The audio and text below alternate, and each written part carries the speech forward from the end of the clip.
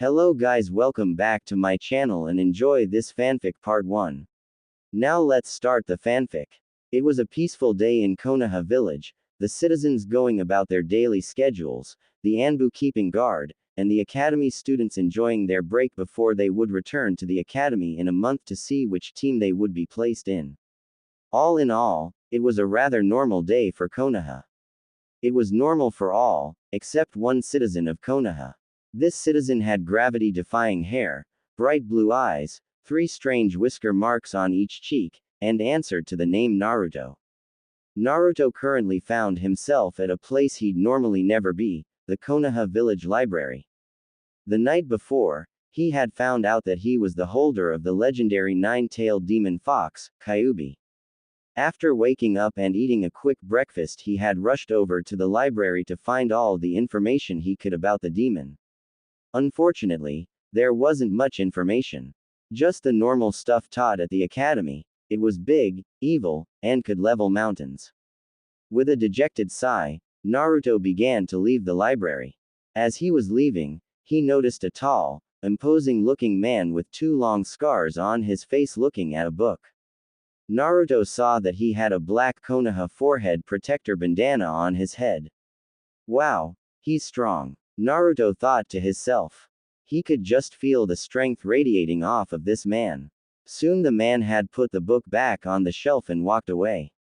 Naruto went to where the man had been and looked at the row of books he had put the book on. A few of the titles caught his attention: Torture, Physical or Mental, Mediation, Discover the Inner You, and Breaking the Mind, were the 3 that grabbed his attention the most. Naruto picked up the book he had seen the man holding, Torture, Physical or Mental. The book was about different ways to torture people both physically and mentally, named the pros and cons of both types of torture, and even how to use the techniques in the book. He's got to be really strong to use this. I want to be stronger, so maybe I should try this. Naruto thought as he tucked the book under his arm. The next book Naruto took of the shelf was Mediation, Discover the Inner You. The book was about how to properly mediate, clearing your mind, and unlocking your mindscape. Naruto was about to put the book back when a thought struck him. If he wanted to know more about the Kyuubi, why not mediate and ask him? With that though in mind, Naruto tucked that book under his arm with the other one. The last book he took of the shelf was Breaking the Mind. This book was about shattering a person's mental state, and how to withstand mental torture. Naruto thought this would be a good addition as well, so he quickly checked out all 3 books and made his way outside. I'm going to lean this and become strong like Bandana-san. Then, I'll be one step closer to becoming Hokage. After several minutes of walking and a quick trip to Ichiraku Ramen Bar, to get some ramen of lunch later, Naruto arrived at a clearing in the forest to do some undisturbed reading. He began reading Mediation, Discovering the Inner You, because he was eager to speak with Kyuubi. After an hour of reading he had the basis of what the book was talking about down. Naruto then quickly ate an early lunch and then began to mediate. With some work, he was able to clear his mind. He sat on the forest floor for an unknown amount of time before he heard a drop of water splashing into more water. Opening his eyes, Naruto saw that he was no longer in the forest, but in a sewer-like hallway. I'm guessing this is supposed to be my mindscape. Naruto asked himself. What he hadn't expected was a reply. That is correct, mortal. Naruto looked around frantically, trying to find where the voice came from. Who said that? He asked in a slightly quivering voice. I think you know who, boy. Come. The voice replied. Naruto saw that at the far end of the hallway, there was a red glow and he began to make his way through the ankle-deep water to it. Soon he walked into the room and saw that it was massive in size. At the other end of the room, were giant bars of like a cage going from the floor to the ceiling. On what looked to be the door of the cage was a slip of paper with the word, Seal, on it. Come closer. The voice said. Naruto carefully stepped forward, when suddenly out of the darkness came large, razor-sharp claws aiming at his head. Naruto jumped and scrambled back as fast as he could, as the voice laughed. That isn't funny. He yelled out at the cage. It was to me, came the reply as two very large, slightly glowing, red eyes appeared. Kyuubi, Naruto spoke in a hushed whisper. Yes, it is me. Now, what does my jailer want? It doesn't take a demon of my age to know you've come here for something. Kyuubi said. Naruto looked at the eyes and said, yeah, if you're going to be in me, I want your chakra. It's time you start paying rent. No, was the response he got from the demon. Hey, if I die, you go with me. Naruto cried out. So, if you die, I go to hell. There, I just have to rip open a portal back to this plane. Death doesn't concern me. You were wanting to use some of my power to help you, weren't you? Naruto nodded at the question as Kyuubi continued speaking. You aren't strong enough to use my power. However, I could make you stronger. But, there's a price. Naruto looked questioningly at the eyes.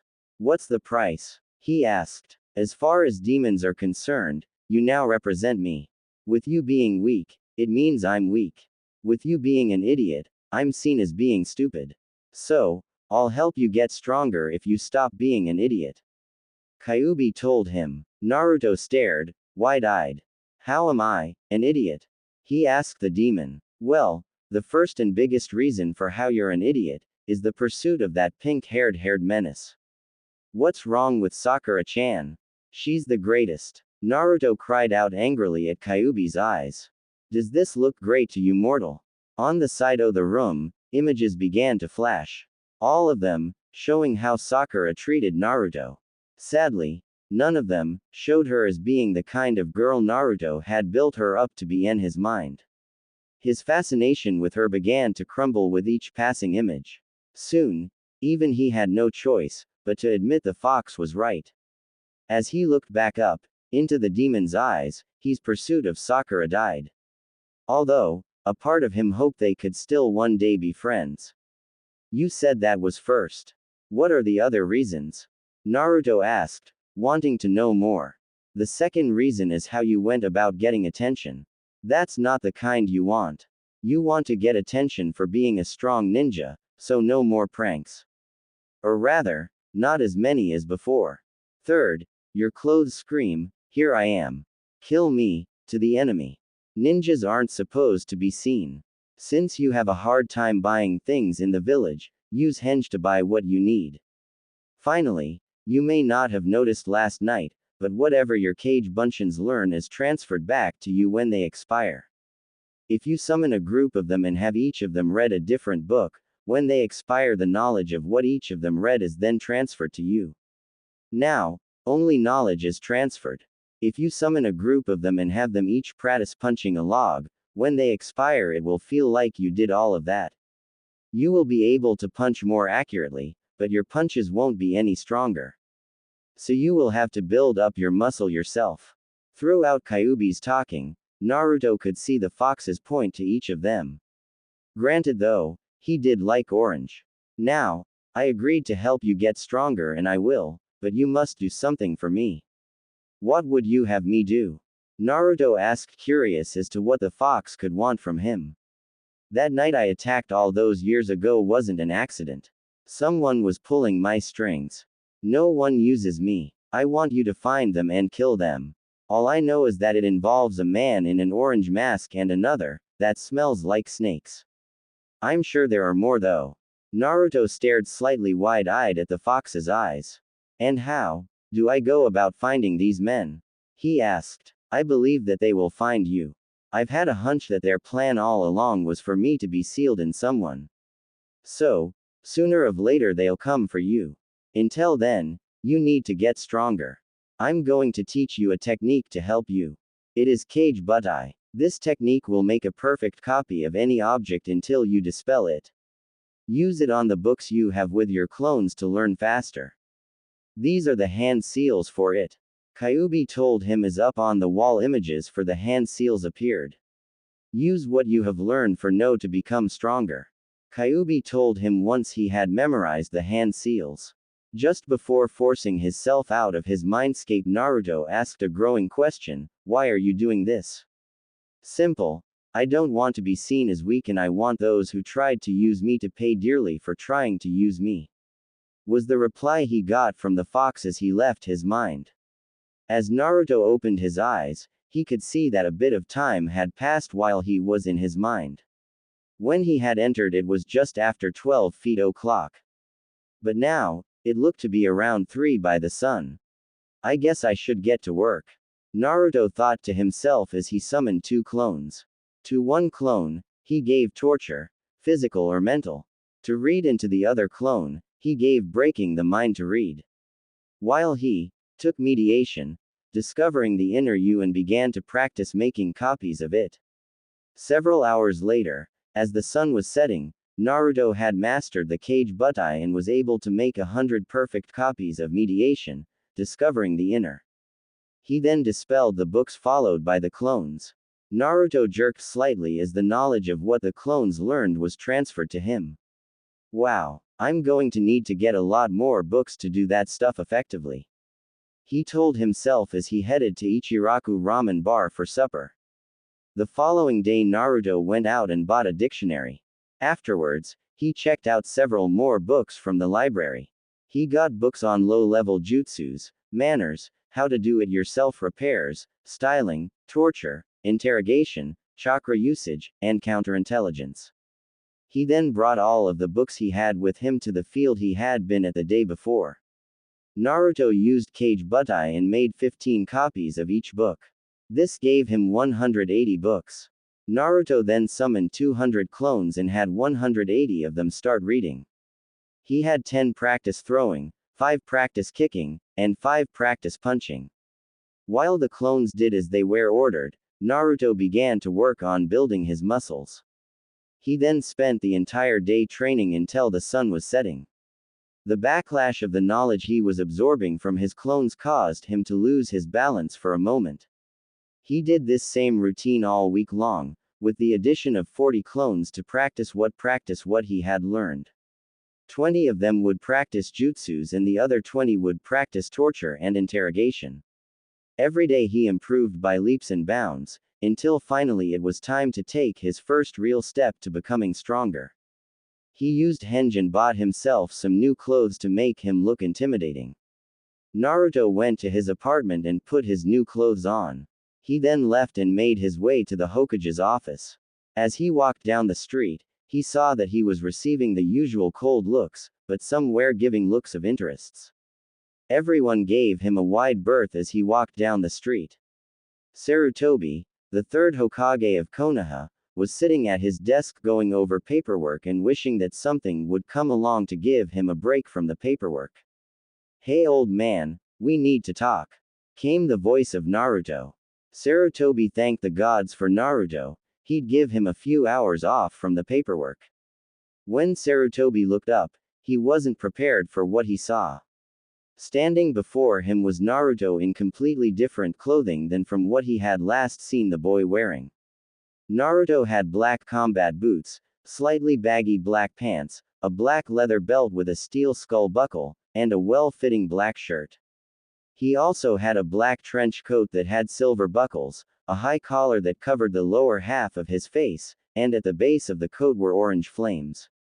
Taking in the boy's new look he asked, "What would you like to talk about, Naruto?" Naruto sat in one of the chairs in front of the Hokage and began to speak. You know it's my dream to be Hokage, right?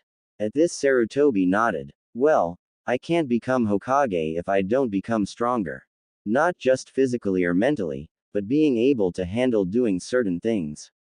I want to become the first ever genin interrogation and torture specialist of Konoha. Upon hearing the boy's request, Sarutobi's pipe fell out of his mouth. Naruto, I don't think. Naruto quickly cut him off. I know what the job entails. I've been studying and practicing. I wouldn't be asking you for this, if I wasn't sure I could do it. I simply can't make you an interrogator, because you ask for it. The Hokage explained. Then let me prove it. I can interrogate someone and if I do well, you can let me join. You've got Mizuki, so surely I could interrogate him. Sarutobi looked at the boy. You're going to be leading a much harder life, if you choose this. It will make me stronger. Naruto replied. Well, let's head to the Anbu headquarters. The interrogation head is there. If you do well, you'll be trained by him. Sarutobi said as he stood up from his desk. The two of them walked to the Anbu headquarters and were soon going inside. Once inside, Sarutobi turned to a passing Anbu and ordered him to get the interrogation head. Soon, the Anbu returned, bringing a man with him. Naruto's eyes widened slightly as he saw that it was the man from the library. Naruto, meet Ibiki Morino, head of Anbu interrogations, Sarutobi said.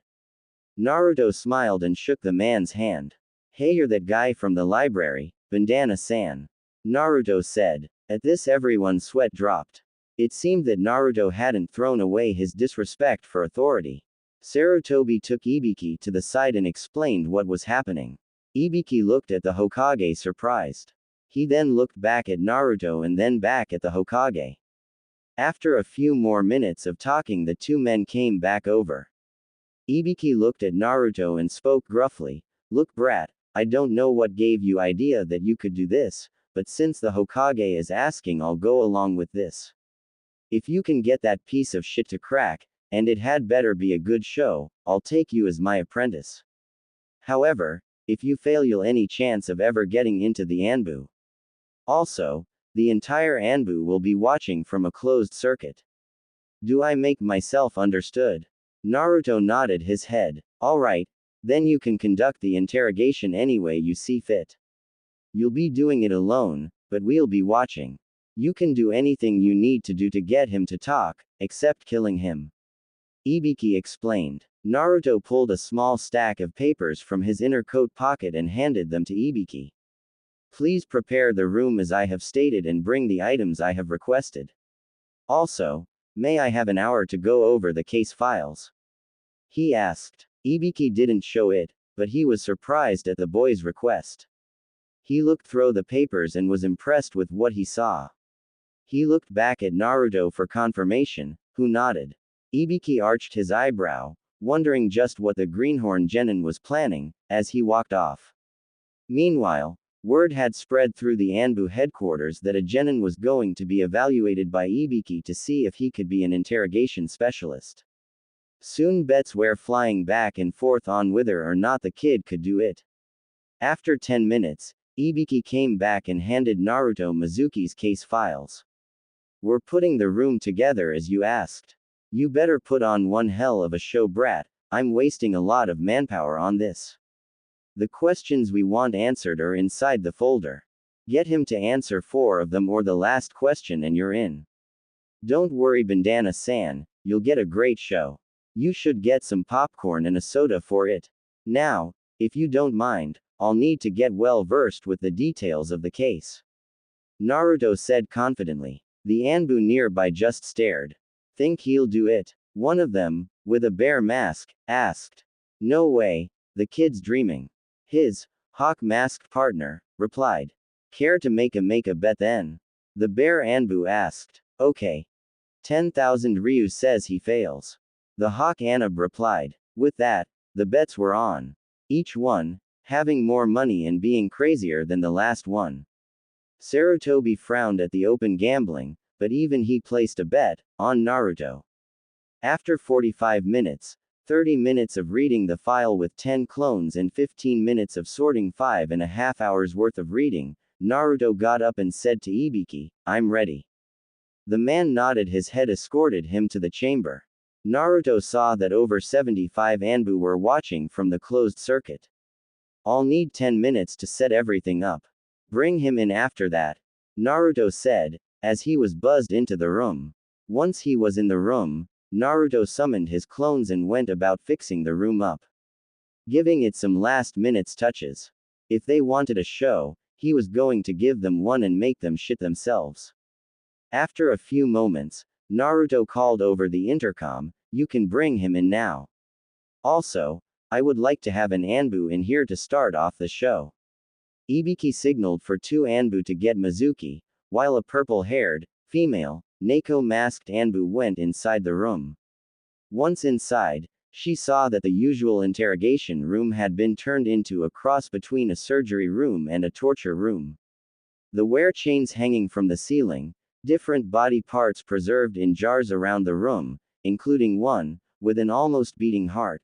There was a creepy-looking operating table, a fire-roaring furnace, the usual metal table and interrogation chair, and an overall feeling of death and decay in the air. Well, she for one was creeped out. Removing the cover from the one-way window was Naruto. He had changed outfits. He was now wearing a sadistic-looking white scrub uniform and a white lab coat. As he turned to face her, she saw what looked and smelled like blood on the front of his shirt and pants. Well, what do you think? He asked her. Neko nodded her head in approval. Meanwhile, people were looking at the closed-circuit television and into the room in both shock and awe. What is Kami's name is that kid planning? One of the Anbu asked. I don't know, but I like his style. I think I will go get some popcorn, replied the snake mistress Anko as she got up to get some. Back in the room, Naruto turned to Neko and said, tell me when they're almost here. He then put on a pair of latex gloves and a surgical mask. They're a few steps away, Naruto-san. Neko told him, feeling her comrade's chakras. Naruto nodded and made a quick clone. The clone, then hanged into random-looking male thug. It got on the operating table and Naruto tied its limbs to the shackles. About this time, just as Naruto was cutting open the chest, the two Anbu walked in with Mizuki between them.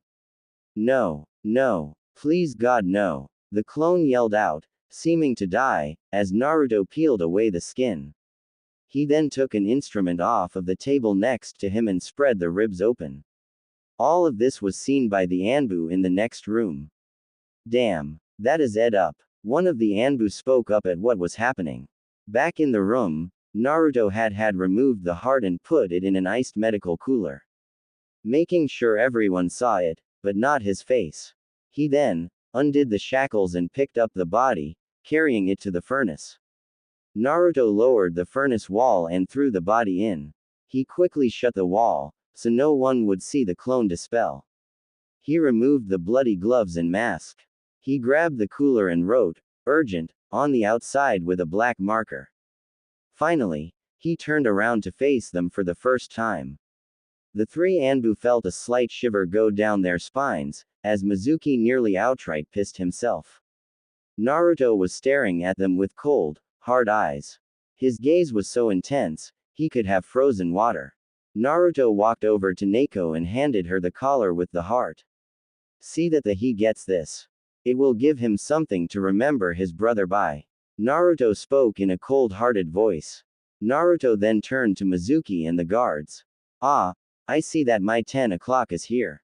If you please gentlemen, he said gesturing to the table and chair. The Anbu took Mizuki over to the chair and latched him onto the shackles. The three Anbu then left the room. Mizuki stared at him. What the air you doing here, demon? He asked angrily. Naruto paid him no mind and went over to a table by the wall and picked up a clipboard. Answer me, you piece of shit. What are you doing here? Mizuki yelled out, nearly foaming. I think it would be obvious what I'm doing here, Mizuki. You're going to be my guest for a while. Naruto replied coolly. Huh, was the only intelligible reply he got from the former Leaf Nin. Naruto sighed and said, long story short, I'm going to be the first ever genin interrogation specialist of Konoha and you are my first. I've heard the adults call it a different name, popping the cherry I believe. I overheard some women talking about it at the grocery store. I know, it's used when trying something new.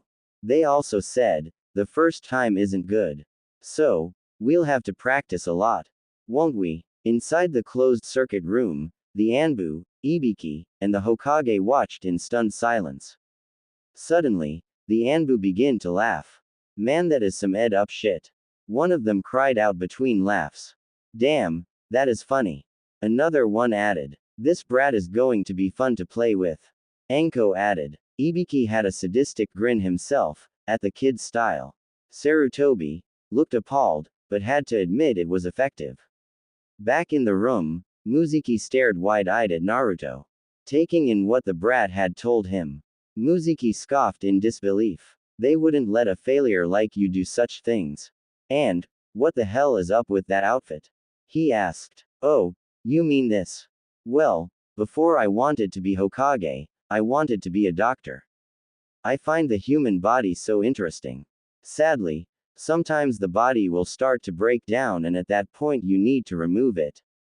Naruto replied as he picked up a jar with a severed head. As for letting me do this, it's perfect for a failure like me. Off brat, I'm not buying your ad. Muzuki screamed back. Muzuki, you taught me at the academy for 7 years. You know what kind of failure I am, right? Naruto asked. Everyone looked confused. When I fail, to get something right, I go at it again and again. Until finally, I get it right. Now, I don't expect to get this first one right, so we'll keep doing it over and over until it's done right. The only orders I was given was to make you talk and not kill you, so we could be here for days. There's a lot of things I want to try. Naruto replied as he pulled out a book and opened it. Naruto then continued saying, I doubt I'll get them right the first time, so doing them over and over is more than likely going to hurt like a bitch. Now, here's the first question. Who were you taking the forbidden scroll to? Off, you piece of shit. Muzuki screamed back, though not as strong as before. Well, Muzuki, looks like I have to torture you. I'm going to get myself a cup of coffee while I think on what to give you. Naruto told the man while he undid the man's shackles. How did he get a key to the shackles? One of the Anbu asked. The first rule of interrogating was to never give the key to the interrogators. Well, Ibiki, you said you wanted a show and I think you're about to get it. Remarked the third, as everyone watched Naruto walk over to the door. You're leaving me by myself? Muzuki asked, wondering just how stupid the brat was. Oh, I would never do that. I'm leaving you in the hands of the nurse. Naruto replied as he stepped out of the door. Nurse? Everyone asked as one. Well, this is going to be good. Ibiki said. Everyone turned to stare at him. That door can only be opened from the outside and no one pressed the button for it. Ibiki told them as he pointed to the button for the door. Everyone looked into the room waiting to see what was going to happen. Muzuki was looking around him wondering who the idiot could have been talking about. Suddenly, the lights went out, bathing him in a thick darkness. Hey, what the hell's going on? Anko yelled out. No one could see anything on the monitors or through the window. Hello. Muzuki called out in the darkness with a stutter. Without warning, something smashed into the side of his face and sent him flying. Everyone jumped in surprise as something smashed into the window. The window was steel reinforced, one-way, mirror window. So, whatever hit the window had to have hit it hard to make those crack lines. Everyone watched as a piece broke off, very hard indeed. The lights flickered for a moment before finally coming on all the way. The Anbu stared in awe at the sight. Smashed up against the window was Muzuki. His face was bloody from cuts, his nose was broken, and he seemed to be choking. Suddenly, he was flipped over against the window. Everyone heard him gasp at what he saw. Slowly, his body was lowered, giving everyone a view of who was in the room with him. They saw that it wasn't Naruto, but a woman. She was a tall, busty, red-headed woman with ivory white skin. She wore a figure showing black nurse's uniform, thigh-high black stockings, and 6-inch high heels. The most noticeable features about this woman was the black eye patch with the medical plus symbol over her left eye, her sharp feral-looking teeth, and how her only remaining eye was silted and glowing red eye. Who the are you? They heard Muzuki ask. For the first time the woman took her eye off of Muzuki and looked at the window, looked at them. She then lowered her eye back to Muzuki. I am Kyubi, mortal. She replied with a growl. At this, everyone took great notice of the 9 large swishing tails behind her. And Muzuki screamed. On the other side of Konoha, 2 look-alike figures were practicing kicking at some logs. Guy-sensei, what is that most unyouthful noise? The smaller one asked the taller one. I'm not sure, Lee. Whatever it is, We should avoid it. It sounds like it would take away out youthfulness. Guy replied to his student. Back in the closed circuit room, people were freaking out at what the kid was doing. One of the Anbu had fainted and Anko was laughing like a woman possessed. Ibiki had shit-eating grin on his face. He liked the kid's style. Sarutobi had an eyebrow arched in surprise. Naruto said he'd give them a show and this was turning out to be one hell of a performance. Holy shit, Muziki just pissed himself. One of the Anbu noticed. At this a few people groaned, having lost the bet on if he would piss himself. Back in the room, Muziki stared at the woman in front of him, terrified. As fast as lightning, she grabbed him by the throat and threw him over her head, slamming him down on the operating table. Before he could register what happened, his limbs were bound to the shackles. He looked at the woman and saw that she had pulled out a book from somewhere. He looked at the cover and took great notice of the cover, 100 Ways to Cook Humans. At this Muziki began to feel squeamish. First, make sure meat is properly prepared before you cook it, she said while reading. Muziki felt his blood run cold. Meat should be tenderized. The woman spoke next and then looked at him. She grabbed the top of his shirt and ripped it off. Looking at his chest she said, well, you aren't well muscled, so how much tenderizing could you need? Even that Akari guy is more muscled. But then again, anyone who stares at the snake woman's as much as he does better be. Inside the closed circuit room, a few of the Anbu risked a look at Anko while everyone had the same thought, Akari. The academy teacher. Anko herself was giggling in excitement. She was going to have some fun, next time she saw Akari. As Anko giggled, the ANBUs closest to her inched away. Back in the torture room, Kyubi continued her cooking. Next, you need to properly season the meat. She began to pour bottles of steak sauce, hot sauce, salt, pepper, steak seasoning, and garlic powder all over the man's body. Then, add greens to go with your meat. She read aloud. Kyubi then lifted up a bag and began to remove different vegetables from it, cutting them up and spreading them around Muziki's body. She finished by stuffing an apple in his mouth. She then turned back to the book and continued to read. With your meat prepared you can begin to cook. She read aloud from the book. For the bag she took out a packet of matches and lit one. She then turned to face Muziki and gave him a sadistic grin, causing him to whimper. Kyubi flicked the lit match at him, where it then proceeded to land on his crotch and began to set him ablaze. All of the men watching crossed their legs at this. They all stared in shock at what the kid was doing. He really must have wanted Ibiki's approval. A few of the Anbu glanced at the head of Anbu interrogations and saw that he had his hand up to his chin and was stroking his chin thoughtfully.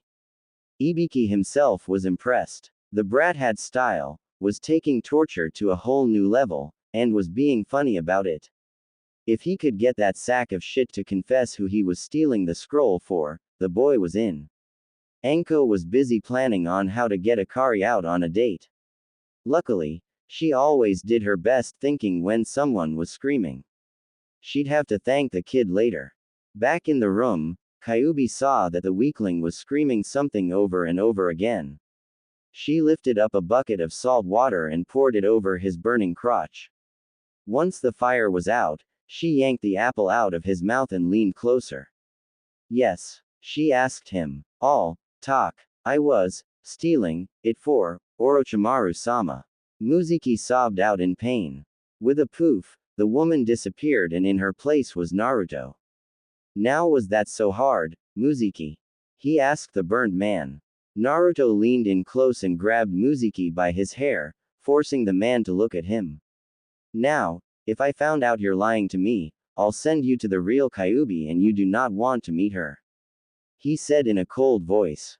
The Anbu in the closed circuit room were staring at the kid. He actually did it, one of them said. A moment later several people groaned at the money they had lost and the things they would have to do. Yes, it was going to be an odd day tomorrow when some of the Anbu go out patrolling tomorrow in pink tutus. Sarutobi looked at Naruto with pride in his eyes. It may not be an easy path, but Naruto could handle it. Back in the room, Muziki was confessing to everything. How he planned to gain entrance to Orochimaru's village, killing a former teammate, and dozens of other things. Including stealing panties at the local washateria. Ibiki nodded his head in approval as Naruto walked out of the room slightly shaken. Naruto was taken aback by the cheering and whistling for the audience of Anbu. Naruto proceeded to look at the for a moment, before puking. As two Anbu carried an unconscious Muziki out, Ibiki stepped up to him and said, "Not bad, brat, you passed. The first time is always the worst. I'm going to train you just like I said I would. When you aren't with your team, doing missions, training, eating, or sleeping, you'll be learning from me. You are now the first ever Anbu apprentice straight out of the academy. Welcome to the Anbu, kid." Ibiki grinned at the end. The Anbu watching clapped as Naruto raised his head and replied, "Thanks," he said, to the taller man. Sarutobi then stepped forward and asked, "Naruto, where did you learn to do this?" "Oh, well, nearly a week ago I saw Ibiki-san at the library and thought he looked strong. I wanted to get stronger, so I looked at some of the books he was looking at and practiced with them. I picked up the books, Torture, Physical or Mental, Mediation, Discover the Inner You, and Breaking the Mind. Afterwards, I went out to a field and began to mediate, as I wanted to meet Kyuubi after learning that she's sealed inside of me. Once I met Kyuubi, she told me I was too weak and stupid. So a challenge was brought forth. The stronger I get, the more power she'll let me use. She taught me how my clones transfer the knowledge they leaned back to me and how to make perfect copies of objects. The following day I got some more books and made copies of them and clones to read them." Naruto explained to the Hokage. Ibiki arched an eyebrow in surprise. He knew the book the kid was talking about and it was a high-level book. No need to tell him though, he did want the kid to get a big head over it. Nodding his head at Naruto's explanation, he looked at Naruto and asked, "What did you mean, when you said you'd send Muziki to meet the real Kyuubi?" "Just that," replied Naruto. "Kyuubi has been teaching me a lost jutsu. The jutsu takes the soul of another and puts it into the caster's body. The person that gains the life force and knowledge of that person. Normally, there would be a fight for dominance. However, due to the seal, they would be stuck with Kyuubi as a roommate, while I got their knowledge. I would also have their life force, unless Kyuubi got bored and ate them." Naruto explained to him. Upon hearing this, most of the Anbu stepped back, as none of them wanted to meet Kyuubi. "What did the demon say, Naruto?" Sarutobi asked, slightly shaken at what Naruto had said. "Kyuubi wants me to find and kill those who forced her to be sealed. She said one of them smelled like snakes and the other and an orange mask." Naruto told him. The Hokage nodded his head thinking about what Naruto had said. "Well, go HME and get some rest, kid. I'll see you day after tomorrow," Ibiki said, walking up to Naruto, right before he puked again. "Oh gods, do I feel sick." Naruto mumbled out. "Don't worry about it, brat. It means that you're human. I want you to come in tomorrow to get your Anbu tattoo, signifying that you are an Anbu apprentice. Get here early and Anko will get it taken care of," Ibiki said as Naruto nodded and walked out, heading back to his apartment to rest. Even though it was only noon. Once Naruto was gone, Sarutobi turned to Ibiki and asked, "What is your opinion of he boy? He has great potential. Maybe one day, he could become Hokage. However, we need to act quickly. If the council gets wind of this, they may try to stop him from being my apprentice." Ibiki replied to the weathered leader. "Don't worry. By nightfall, Naruto will be your apprentice and the council won't be able to do anything about it. Take care of him, Ibiki. He is like a grandson to me." The third replied as he left. Meanwhile, deep in the recesses of a dark square, two glowing red eyes opened. "So, the brat is getting strong. This is going to be fun to watch." The nine-tailed fox demon, Kyuubi thought to herself, with an amused laugh. Mortals were such fun and tasty too. The next morning, Naruto made his way to the Anbu headquarters. Once inside, he was surprised at how people greeted him. Several of the ANBUs had their masks off and smiled at him. A few even waved. As he watched the people go about, Anko came over to him with a sleepy look in her eyes. "What happened to you?" Naruto asked her. "Oh, shut up. I had a late night, last night." Anko replied. "Now listen here, worm. You are an Anbu apprentice. When doing Anbu work you outrank Chunin and are on the same level as a Tokubetsu Junin. Until your training is over. Your training will be done in a year or when you make the rank of Chunin. Once your training is over you will join as a main interrogator. We can't have your identity known, just yet. So, for a while, you will be wearing a mask. Afterwards, you'll be known to the world.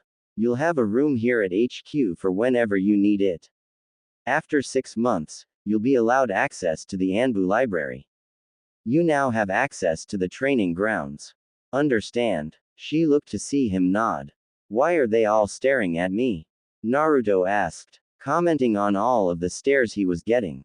"You're now the youngest student of Ibiki. The most feared interrogator in the 5 great nations." Anko replied, as they entered the records room. There a member came in and took a picture of him, creating his record. He was then given a standard Anbu weapons kit, a key to his room, and access codes to the training grounds. Next, he was brought to the Anbu tattoo artist and given his Anbu apprentice tattoo on his right shoulder. As he let the pain subside, Ibiki came in. "Come with me," the older man told him. Naruto followed his teacher to his office. Once there, Ibiki sat behind his desk and Naruto in front of him. "You're talented kid, but I'm going to refine your techniques. We, as interrogators, are prime targets. And you become a bigger one being my apprentice, who you are, and what you want to do. However, you shouldn't slack off on your training. Now, we can't have you getting too strong just yet. But, we'll help level you off with the other genin and give you some pointers. You will need to learn the human anatomy, psychology, medicine, and poisons. You'll be with me to watch and learn how a real interrogation works. Once your training is almost done, I'll let you try some. The best way is like you told Muiziki, through failure after failure." Ibiki told him. Naruto took what his sensei told him to heart. "Now, for the matter of your identity, we've come up with this," Ibiki said as he reached into his desk and pulled out a featureless black mask.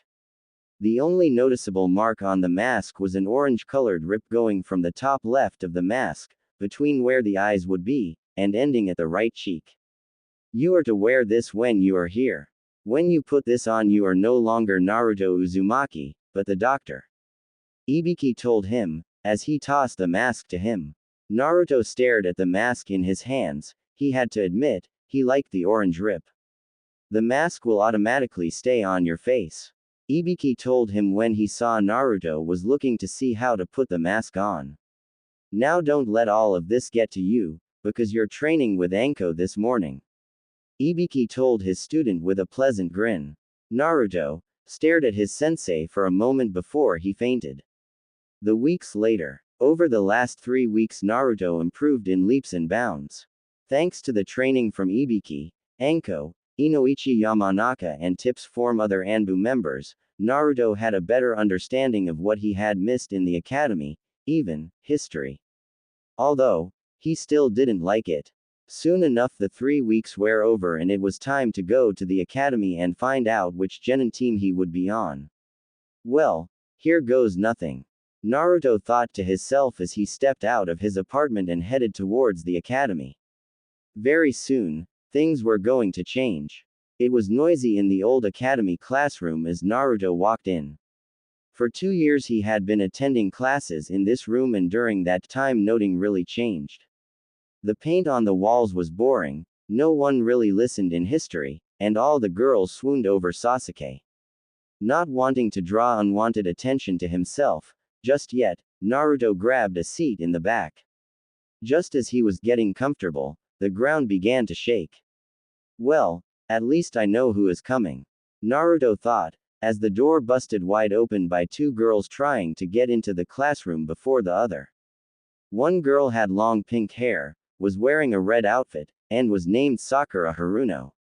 The other girl had long platinum blonde hair, was wearing a purple outfit, and was named Ino Yamanaka. After a moment of struggling, both of the girls fell forward onto the floor. I won, Ino pig. Admit it, Sakura said as she stood up in triumph. I don't think so, billboard brow. I was here first. Ino shot back as she glared at Sakura. The two girls began arguing over who arrived first, until they saw that a free seat was open next to their crush Sasuke Uchiha. Unfortunately, every girl in the class took notice of this and all of them began arguing over who should get the seat. In the end, Sakura claimed the seat much to the disappointment of the other girls. When the chair next to him began to make noise from someone moving it, Naruto looked up to see Shikamaru Nara sitting down next to him. I'm surprised to see you here, Naruto. You do know this is only for those who passed, right? Shikamaru asked in his slow drawl. Naruto smirked at him and replied, I thought you were a genius, Shikamaru. Or were you just too lazy to see that I've got a forehead protector on? So, you do. Glad to see you passed. What's with the new clothes though? Shikamaru asked, taking note that Naruto was no longer wearing his trademarked orange jumpsuit. Instead, he was wearing black pants with an orange stripe going down each side and a black shirt with the village symbol in orange on both of the sleeves. I decided that since I was a genin, I should grow up some. As you can see though, I still like orange. Naruto replied. Iruka soon walked into the classroom and tried to get the students to calm down. However, everyone was too excited to notice him or pay attention. Using his big head no jutsu, Akari yelled at the class screaming, shut the hell up, you brats. This caused everyone to instantly stop talking and face forward in their seats. Seeing that the class was now paying attention, Iruka began calling out the squads. While Iruka was naming the teams, Naruto leaned over to Shikamaru and whispered, hey, do you and Choji want to join me for some ramen at Ichiraku's for lunch? My treat. This caused Shikamaru to mentally arch an eyebrow in surprise, as Naruto never treated anyone to ramen. Ah, free food is free food. Besides, it's too troublesome to debate it. Shikamaru thought to himself before replying, sure. I'll tell Choji after W break for lunch. Iruka had just finished naming the members of Team 6 and was now calling a new team. The members of Team 7 are Haruno, Sakura, Uchiha, Sasuke, and Uzumaki, Naruto. Naruto raised his eyebrows slightly. Well, I wasn't expecting that. He thought to himself. They better not slow me down. Sasuke thought as he continued to stare out the window. Sakura, however, was reacting much different to the news than the boys were. What? I'm stuck with the dead last. She cried out in despair. Naruto just rolled his eyes at her overdramatizing of the situation. After all, he wasn't overly happy to be on a team with a fangirl. Iruka soon finished calling out the teams and dismissed them for lunch, telling them to be back at noon to meet their sensei. After grabbing Choji, the three friends began to make their way to Ichiraku Ramen Bar. In the courtyard of the academy, was a group of girls talking amongst themselves. One of the girls glanced over to see the guys walking towards them, talking with each other. Hey, isn't that Naruto? She asked aloud, catching the attention of the other girls. They all looked in the direction she was pointing to see that it was the hyper ninja himself. Oh great, he'll probably rush over here and start gushing about how excited he is to be on the same team as me and ask if I'll join him for lunch. Groaned Sakura, as they watched the guys get closer. The girls waited to see what would happen as they got closer. Soon the guys were level with them and still nothing had happened. Then, they were past the group of girls and not even a glance in their direction. Finally, the guys were past the academy gates and on down the street. Wow, you just got burned, billboard brow, and by Naruto of all people. Chirped Ino in glee. Oh, shut up, Ino pig. Sakura replied angrily. An hour later, Naruto was walking back into the classroom to meet his sensei. Soon Junins began arriving to pick up the newly formed squads. 30 minutes later, the only ones left were Sakura, Sasuke, and Naruto. After another hour and a half of waiting, Naruto got fed up and went to the chalkboard. Grabbing the most chalk-filled eraser he could find, Naruto took it over to the door and wedged it between the door and the door frame. Naruto, what do you think you're doing? Sakura asked. It's what our sensei gets for being so late. Naruto replied as he made his way back to his seat. A few moments later, the door opened and the sound of an eraser was heard hitting ahead. The three genins looked over at the door to see a silver-haired man with his forehead protector over his left eye, and a face mask covering the lower half of his face. Team 7, he asked them. The three genins nodded. I'm Kakashi Hatake, your sensei. Now, how can I put this? My first impression is, I don't like you guys. He said. This caused the three to feel slightly depressed. Now, let's go to the roof. He continued and then disappeared in a puff of smoke. The three teammates looked at each other and then got up, making their way to the roof. Once there, they saw that their sensei was already waiting for them. Let's start with some introductions. Kakashi said as the genins sat down on the steps. What would you like to know? Asked Sakura. Things like your name, likes, dislikes, dreams for the future, and hobbies. That sort of stuff. Kakashi replied, shrugging his shoulders. Why don't you go first, sensei? We don't know anything about you. Said Sakura. Okay. Well, my name is Kakashi. I have no desire to tell you guys my likes or dislikes. I keep my dreams to myself and I have a lot of hobbies. He told them. We didn't learn anything other than his name. The genins of Team 7 thought as one. Start us off, Pinky. Kakashi said looking at Sakura. My name is Sakura Haruno. The thing I like is, well, the person I like is, should I say dream for the future. Sakura said while blushing and glancing at Sasuke. Great. A fangirl. Kakashi thought. The thing I dislike is Naruto. Sakura continued in a deadpan voice, before blushing again and saying, my hobbies are, once again looking at Sasuke. You're up next, emo kid. Kakashi said looking at Sasuke. My name is Sasuke Uchiha. There are tons of things I dislike and little I like. I don't have a dream, but rather an ambition. The resurrection of my clan and to kill a certain man. Sasuke said. I thought so. Kakashi thought to himself. And now we move on to you, Blondie. Kakashi said looking at the last member of Team 7, Naruto. My name is Naruto Uzumaki. I like plenty of things and dislike a few things. My dream is to be the strongest Hokage. My hobby is training. Naruto informed with a smile. Interesting, Kakashi thought on the final member. Well, we start our duties tomorrow. First, we're going to do something with just the four of us. Kakashi informed them. What will we be doing, sensei? Asked Sakura. Survival training. Why is our duty training? Asked Sasuke. I thought we did enough training at the academy. Said Sakura. I'm your opponent, but this isn't normal training. Kakashi said mysteriously. Then, what is it? Naruto asked, arching his eyebrows in confusion. At this Kakashi began to laugh slightly. What's so funny, sensei? Sakura asked slightly annoyed. Well, it's just that when I tell you this you guys are going to flip. Kakashi said with a light chuckle, before become serious. Of the 27 graduates, only 9 will be chosen as genin. The rest will be sent back to the academy. This training is a difficult exam with a failure rate of over 66%. All three of them stared at him in shock. See, I told you you'd flip out. Kakashi said with a chuckle once again.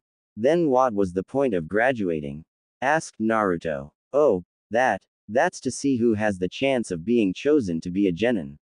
Kakashi told him. Anyway, tomorrow you will be graded on the training field. Bring all of your shinobi tools. Also, skip breakfast, you'll throw up. Kakashi told the team. I can't fail here. What would Ibiki and everyone else say? Naruto thought to himself. The details are in this printout. We'll be meeting at 8 in the morning. Don't be late, Kakashi said, handing them each a piece of paper. Then, disappearing in a puff of smoke. I guess we're getting the bell test tomorrow, then. Naruto said with a sigh as he stood up. What are you talking about, Dobi? Sasuke asked as he crumbled the piece of paper into a ball. I overheard a couple of Junins talking about that guy. He's the legendary Kakashi, master of 1000 jutsus. He's also legendary because he's never passed a genin team. He uses the same test that was used by the 4th, Jiraiya, the 3rd, and the 2nd. He'll show the genin 2 bells and tell them that they need to catch them in order to pass. Someone will then ask, why are there only 2 bells then? He'll then tell them that the one that doesn't catch a bell will be sent back to the academy. That statement causes the genins to start fighting against each other to not be sent back. However, if you were to look at the records, you'd see that there has never been a 2-man genin squad. It's always 3. The test isn't to actually the bells but to work as a team. Working as a team is what will help us pass. Also, he's known for being chronically late. At least up to 2 hours. So, I'll be at the field tomorrow at 9:45. Naruto explained to his teammates. I wonder how right he is. It wouldn't hurt to have a look at the records. Sasuke thought to himself as Naruto left. I don't believe they'd make someone that shows up that late so often a Junin. Sakura thought skeptically. Seeing that Naruto was gone, Sakura turned to Sasuke and asked, Sasuke, want to go get something to eat? No, Sasuke replied, leaving for the Konoha Shinobi Records office. Naruto headed out to his training field to get some training done, before the exam tomorrow. However, when he arrived, he saw that his field was already occupied by 2 people. 2 people in green spandex with fuzzy eyebrows. Who the heck are these guys? Naruto thought as he watched them train. He did have to admit their taijutsu was impressive. Isn't that? Naruto thought as he walked closer to the 2 training by the logs. Excuse me, but are you made a guy? Naruto asked. The taller of the green spandex wearing duo turned to look at him and said, yes, I am he. Has the passion of youth led another student to me? Naruto did his best not to run away. I heard some Junins talking about how you and Kakashi are rivals. They were debating over who was the best, but they all agreed that Kakashi won't teach anyone. So, I was hoping that you could teach me taijutsu. Naruto asked, praying that Inoichi was telling him the truth about guys need to always outdo Kakashi. What? I'll have you know that I am the ultimate taijutsu master, Konoha's green beast. Kakashi could never teach you taijutsu like I could. Guy replied passionately, though slightly angry that someone though Kakashi was a better fighter.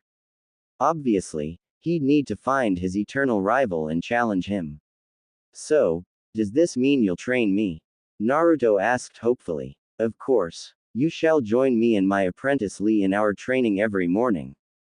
Together our youthfulness with shine although out Konoha. Guy replied, giving the good guy pose. Thank you very much, said Naruto while bowing gratefully. Now, I want you to kick this log 100 times with each arm. After that, I want you to kick it 100 times with each leg. And finally, I want you to run around this clearing 100 times. Guy said, patting the long next to him. I'm going to kill Inoichi next time I see him. Naruto thought as he started to punch the log. After a few hours of punching, kicking, and running, the training was over. Very good, Naruto-kun. From now on, I want you to join us for our morning training. Where I will train you and Lee in the art of taijutsu. Guy told him, just before he left. Naruto then hanged into different-looking person and grabbed an early supper. He then went back to his apartment and fell asleep, just as the sun was setting. The next morning Naruto woke up early and sent a Kage Bunshin to study under Ibiki, while he went to meet up with Guy and Lee. After 3 hours of doing the same thing as the day before, Naruto hurried off to Training Ground 7 to take Kakashi's test. When he arrived, He saw that Sakura looked like she was going to kill someone, and Sasuke was close behind her in that regard. Let me guess, you both showed up at 8. He asked them. The two of them gave a sigh, thus giving him his answer. A few moments later, Kakashi arrived on the field looking slightly tired. Morning, guys. He greeted them in a chipper mood. You're late, Sakura and Naruto yelled out, while Sasuke scowled at him. Sorry about that, Kakashi said, shrugging his shoulders. Kakashi then pulled out an alarm clock and placed it on a nearby stump. It's set to go off at noon. You have until then to get these bells from me, Kakashi said, pulling out 2 silver bells. Sasuke and Sakura arched their eyebrows at this, remembering what Naruto had said the day before. But sensei, there are only 2 bells. Noted Sakura. Yes. The one that doesn't get a bell will be sent back to the academy. You can use whatever means of fighting you have to get them. You won't win unless you come at me with the intent to kill. Kakashi explained. Naruto grabbed a kunai from his holster and arched his arm back, preparing to throw it. Before he could even start to bring his arm forward, it was stopped and the tip of the kunai was pressing against his neck. Calm down. I haven't even said start yet, Kakashi said from behind him. The others looked at him with great surprise on their faces. I didn't even see him move, thought Sakura. So, this is a Junin, thought Sasuke with a mental grin. Well, you seem prepared enough to come at me with the intent to kill. Are you acknowledging me? I'm starting to like you guys, Kakashi said with a slight laugh. Looking at the 3 genins he continued, well, let's start this thing, start. With the command given, the 3 of them were off as fast as they could run. I guess Naruto is right. We need to work together to pass, thought Sakura as she hid in the bushes. I don't want to do it, but I've got no choice if I want to pass. I have to work with them, Sasuke thought as he began to make his way to Sakura. A few moments later, all 3 of them were hiding under the bushes, deciding what they should do. Interesting, they're working together. There might be hope for this group, thought Kakashi as he sensed their chakras. Suddenly, a plume of smoke arose from the ground. Once the smoke vanished, he saw Naruto standing before him. Come and fight me, Naruto yelled out. You're a bit off, Kakashi told him. The real Naruto was actually still under the bushes with Sasuke and Sakura. I hope the plan of yours works, Dobi, Sasuke whispered. Don't worry, it will. I just send a clone out to fight him and we learn how he fights, Naruto replied logically. The only thing a bit off is your haircut, the Naruto clone yelled out as he charged Kakashi.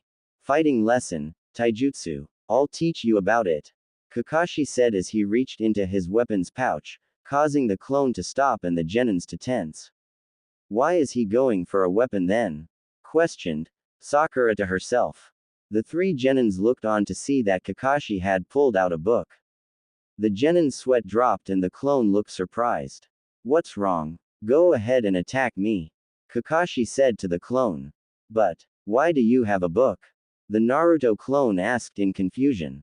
Why? Because I want to read what happens next.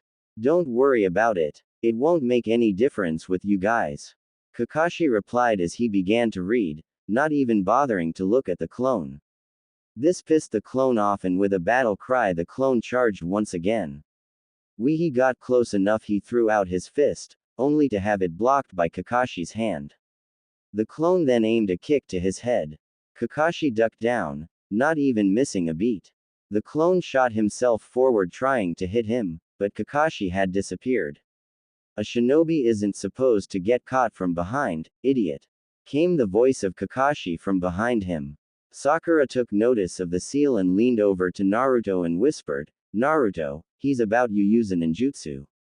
When he does, that will be the end of your clone. Then I'll do a quick replacement and the 2 of you come charging out. Sakura, you hit him low and Sasuke, you hit him high, Naruto said. Huh, the clone said, before being replaced. Too late, said Kakashi with a glint in his eye as he rammed his fingers forward while yelling out, Konoha Ancient Taijutsu Supreme Technique, 1,000 years of pain.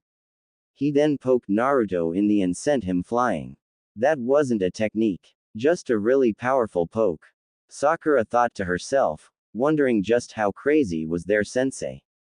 Crap, that hurt. Naruto yelled out in his mind as he landed in the lake. Sakura and Sasuke then got up from their hiding place and began to charge Kakashi, while he had his back turned. Sakura threw 3 kunai at his stomach, while Sasuke threw 2 to his head. Kakashi grabbed the nearest kunai out of the air and with it, deflected all the rest. Sasuke and Sakura kept running towards him, hoping Naruto knew what to do. Just as he was about to dodge them, Kakashi felt a presence behind him. Suddenly, both of his arms were pulled behind him and he heard Naruto say, "Weren't shinobi not supposed to get caught from behind, sensei?" Seeing that Kakashi's arms were trapped, Sakura and Sasuke shot their hands forward and grabbed a bell, yanking them off. Kakashi broke one of his arms free and swung Naruto around, throwing him into Sasuke and Sakura. The 3 genins crashed to the ground. Kakashi then walked over to them and stared down at them. "Do the 3 of you understand the answer to this test?" he asked in a slightly rough tone. "It's teamwork. The test is to see if we can put aside our own interests and work together for the sake of the mission." Naruto said. "Yup. For that you guys pass." Kakashi said with an eye smile. As the 3 of them stood up, Kakashi looked each of them in the eye and said, "Remember, a ninja that breaks the rules is trash. But, a ninja that would abandon his comrades is lower than trash." "We will, sensei." The newly passed genin of Team 7 answered. "Well, we'll start training and missions tomorrow, team. Be here at 8, Kakashi said to them before disappearing in a puff of smoke. Seeing that they had passed, Naruto turned to his 2 teammates and said, "Hey, you guys want to get something to eat to celebrate?" Shrugging his shoulders, Sasuke replied saying, "Sure." Sakura nodded her head and followed along. A month and a half later.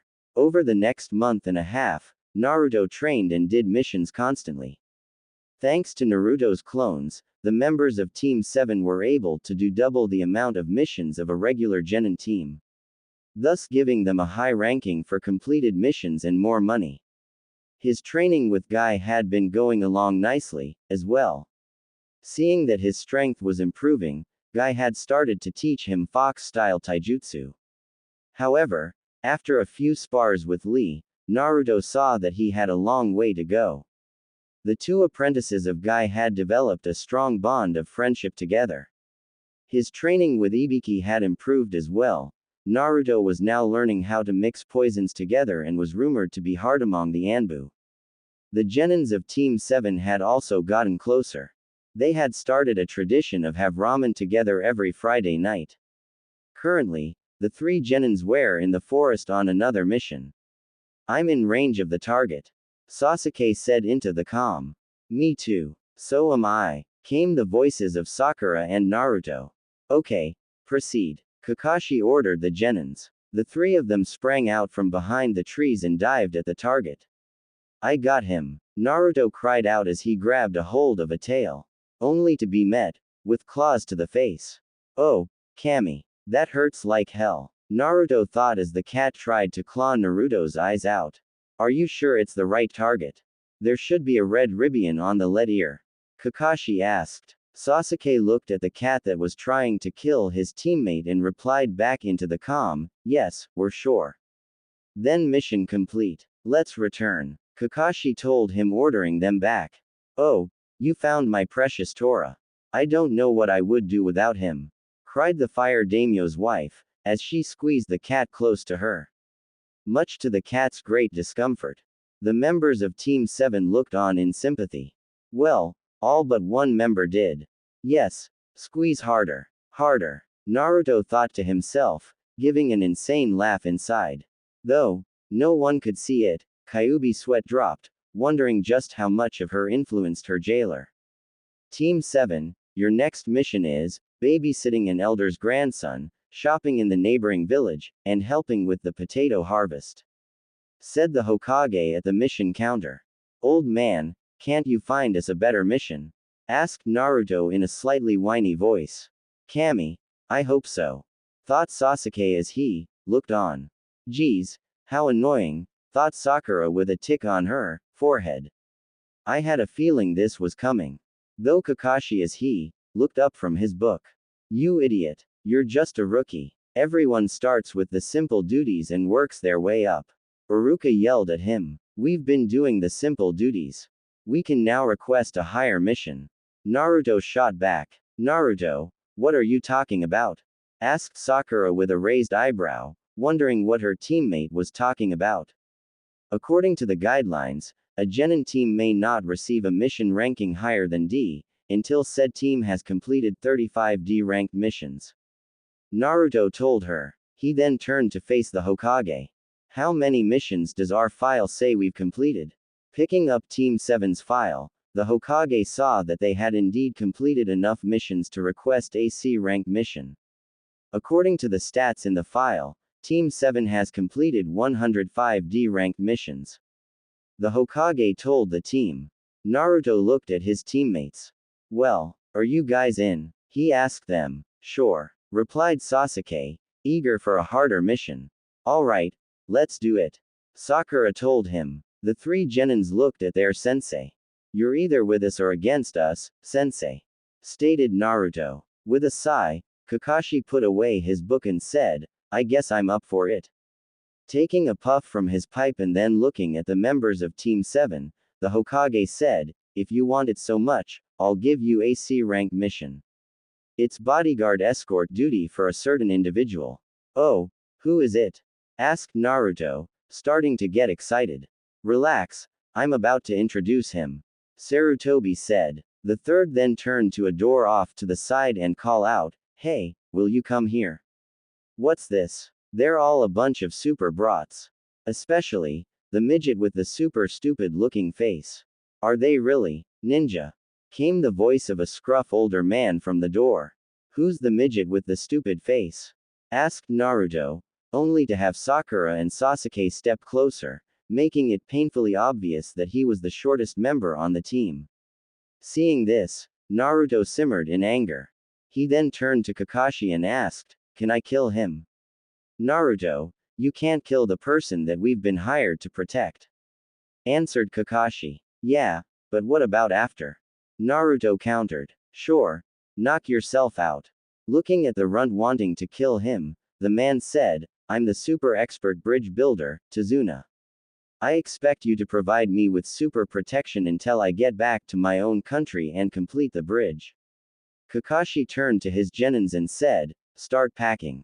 We leave first thing tomorrow morning. With that, the three genins headed off in different directions to start packing for the long mission ahead. Sakura went to tell her mom and to rub the mission rank in Ino's face. Sasuke went to start packing and pay his respects at the cemetery. Kakashi headed for the memorial stone.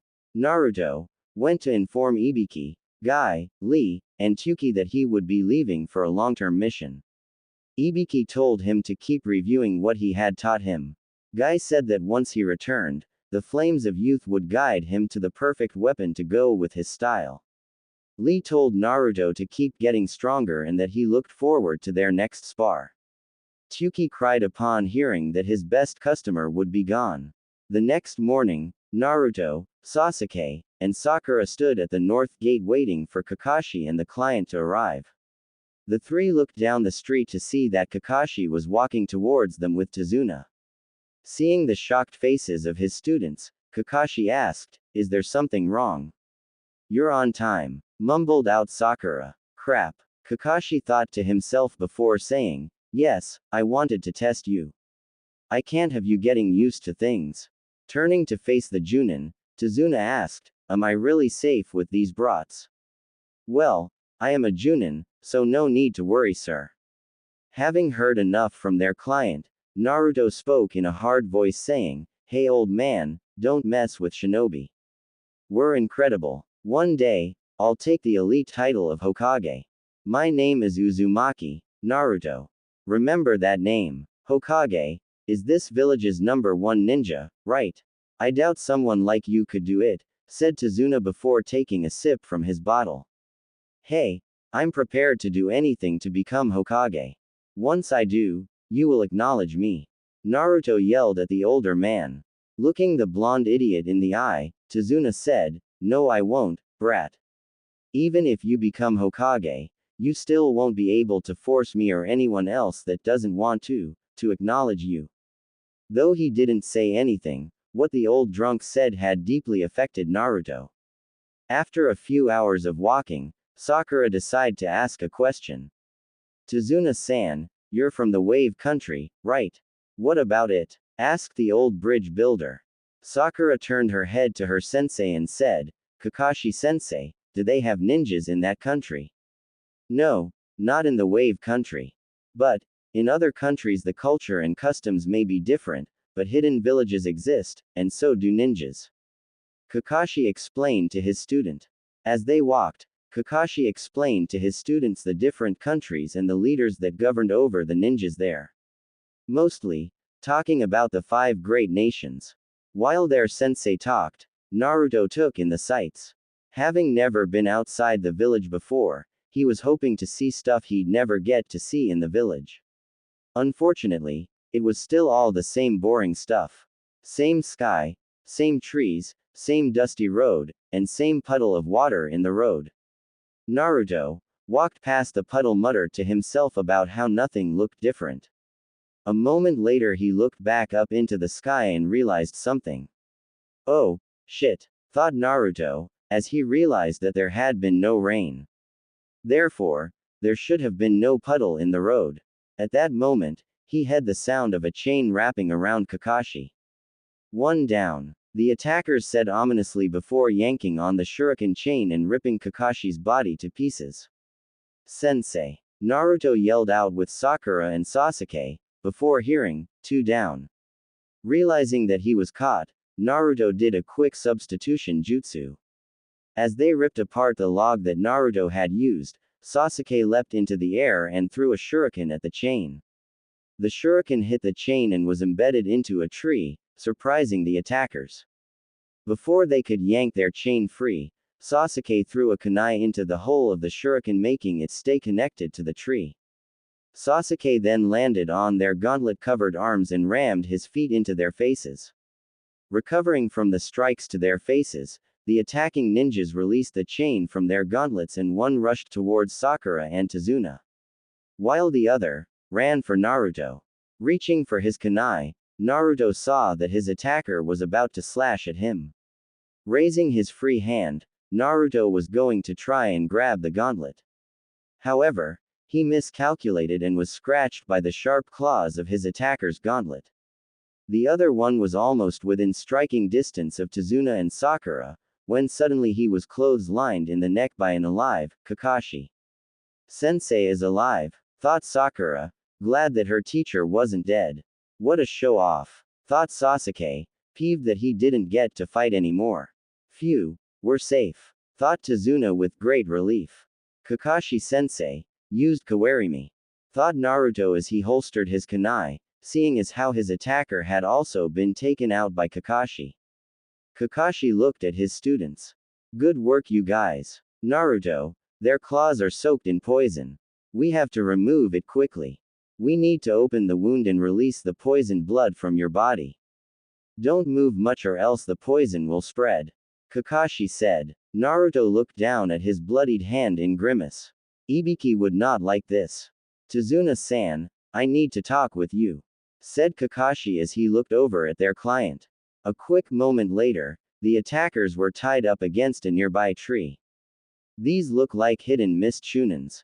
These shinobis are known to continue fighting no matter what, said Kakashi. How did you read our movements? One of them asked. On a sunny day like today, when it hasn't rained in days, there isn't going to be a puddle, stated Kakashi. If you knew that, why did you let the brats fight? Asked Tazuna. If I had wanted to, I could have killed them both instantly, but there was something I needed to find out first, who they were after. Kakashi explained as he turned his face towards Tazuna. What do you mean? Asked the aged bridge builder, starting to sweat. Meaning, were they after you or one of us? We haven't heard that there are shinobi after you. Our mission was to simply protect you from gangs and thieves. This has now become at least a B-ranked mission. This was supposed to be simple protection, until you completed the bridge. If it was known that ninjas were after you, this mission would have been set to the more expensive B rank. I'm sure you had a good reason, but it causes problems when you lie about he mission. We are no operating outside of our duties, explained Kakashi, his voice getting more serious with each word. We aren't ready for this mission. Let's quit. We will need medicine for Naruto's wound. We should go back to the village and take him to a doctor. Sakura said frantically. I guess we should return to the village to treat Naruto. Kakashi reasoned. Tired of hearing about quitting the mission, Naruto grabbed his kunai and thrust it into the wound, making the cut significantly bigger.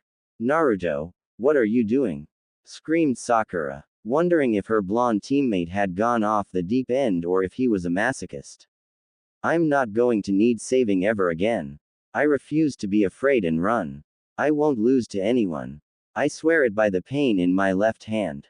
Naruto pledged to himself. With this kunai, I'll protect the old man. We're continuing the mission. We promised to fulfill the mission and I keep my promises. Naruto said with a hard look in his eyes as he faced his team. Naruto, it's good that you are releasing the poison, but any more and you'll die from lack of blood. Kakashi said chipperly, giving him an eye smile. Oh, great. She teaches me what poisons do and how to make them, but does she bother to teach me what to do if I get poisoned? No, she doesn't. I'm going to smack Anko next time I see her. Naruto thought to himself. Examining Naruto's hand, Kakashi saw that the wound was already closed. Must be part of the fox's power. He thought to himself. Hatake-san, I need to speak with you, said Tazuna from behind Kakashi. Oh, about what? The Junin asked turning around. It's about the mission. You're right, this job is most likely outside of your duties. It turns out that a super dangerous man is after my life. Who? Kakashi asked, arching an eyebrow in curiosity. You've probably at least heard of his name before. The wealthy shipping magnate, Getu. Tazuna told Kakashi. Kakashi's eye visibly widened at this. He had heard of Getu. Getu. The Getu from the Getu company. That Getu. He's rumored to be one of the world's few extremely wealthy people. Officially, he runs a large shipping company. But, on the inside he sells drugs and other illegal items, using ninjas and gangs to take over businesses and small countries. It was about a year ago when he set his sights on Wave Country. Through money and violence, he quickly took control of the country's shipping industry. Getu now has a monopoly on all of the business traffic in the country. The only thing he has to fear now is the completion of the bridge. Continued Tazuna. If you knew that ninjas could be after you, why did you hide that fact when you hired us? Kakashi asked the bridge builder. The Wave Country is super poor. Even the feudal lord has no money. Of course we don't have much money either, not enough for the expensive B-rank mission. Tazuna said with a sigh. Tazuna then told them that it was alright if they left. The worst that would happen, was he would be killed and the country would be completely taken over. Kakashi gave into the old man's speech and soon they were off again. Soon coming across about and rowing into Wave Country. Meanwhile, in a fortress in the middle of the forest, a short, brown-haired man in a fine silk suit was staring daggers at the tall, deadly man sitting before him next to an extremely large sword. You failed. I paid you guys a lot of money because I heard you were strong former ninjas. The short man yelled. Faster than anyone could see, the tall man grabbed his sword and leveled it at the short man's neck. Just a hair's width from his Adam's apple. Stop your bitching, Getu. This time I'll go myself and with this head slicing clever, kill them all. Are you sure? It seems the old man has hired some skilled ninjas and with the failure of the demon brothers, they'll be better prepared. Who do you think I am? There's a reason I'm called the demon of the hidden mist, Momochi Zabuza. The man now known as Zabuza said. A few hours later the three genin were sitting around the table at Tazuna's house. After coming across the river, they had an encounter with the missing mist ninja known as Zabuza. Kakashi engaged the missing nin and for a while seemed to have the upper hand, until he got caught in a water prison. Luckily, thanks to his students, Kakashi was freed and beat Zabuza. Just as he was about to kill him, a few Senbon needles came out of nowhere and struck the mist nin in the neck, killing him. From the trees, appeared a mist hunter nin and took Zabuza's body away. A moment later, Kakashi had passed out due to chakra exhaustion, thus causing the three genins to carry him to Tazuna's house. As they walked, Sasuke explained what the Sharingan was. "Are you alright, sensei?" asked Tazuna's daughter, Tsunami. "Yes, I'm fine. I just can't move for a week or so," replied Kakashi, who was lying on a futon. "So, who do you think that masked kid was?" asked Sakura to her teammates. "Well, by that mask, I'd say he's part of Hidden Mist's special Hunter Nin team. Hunter Nins are also known as body erasers. Their duty is to completely dispose of the body without a trace.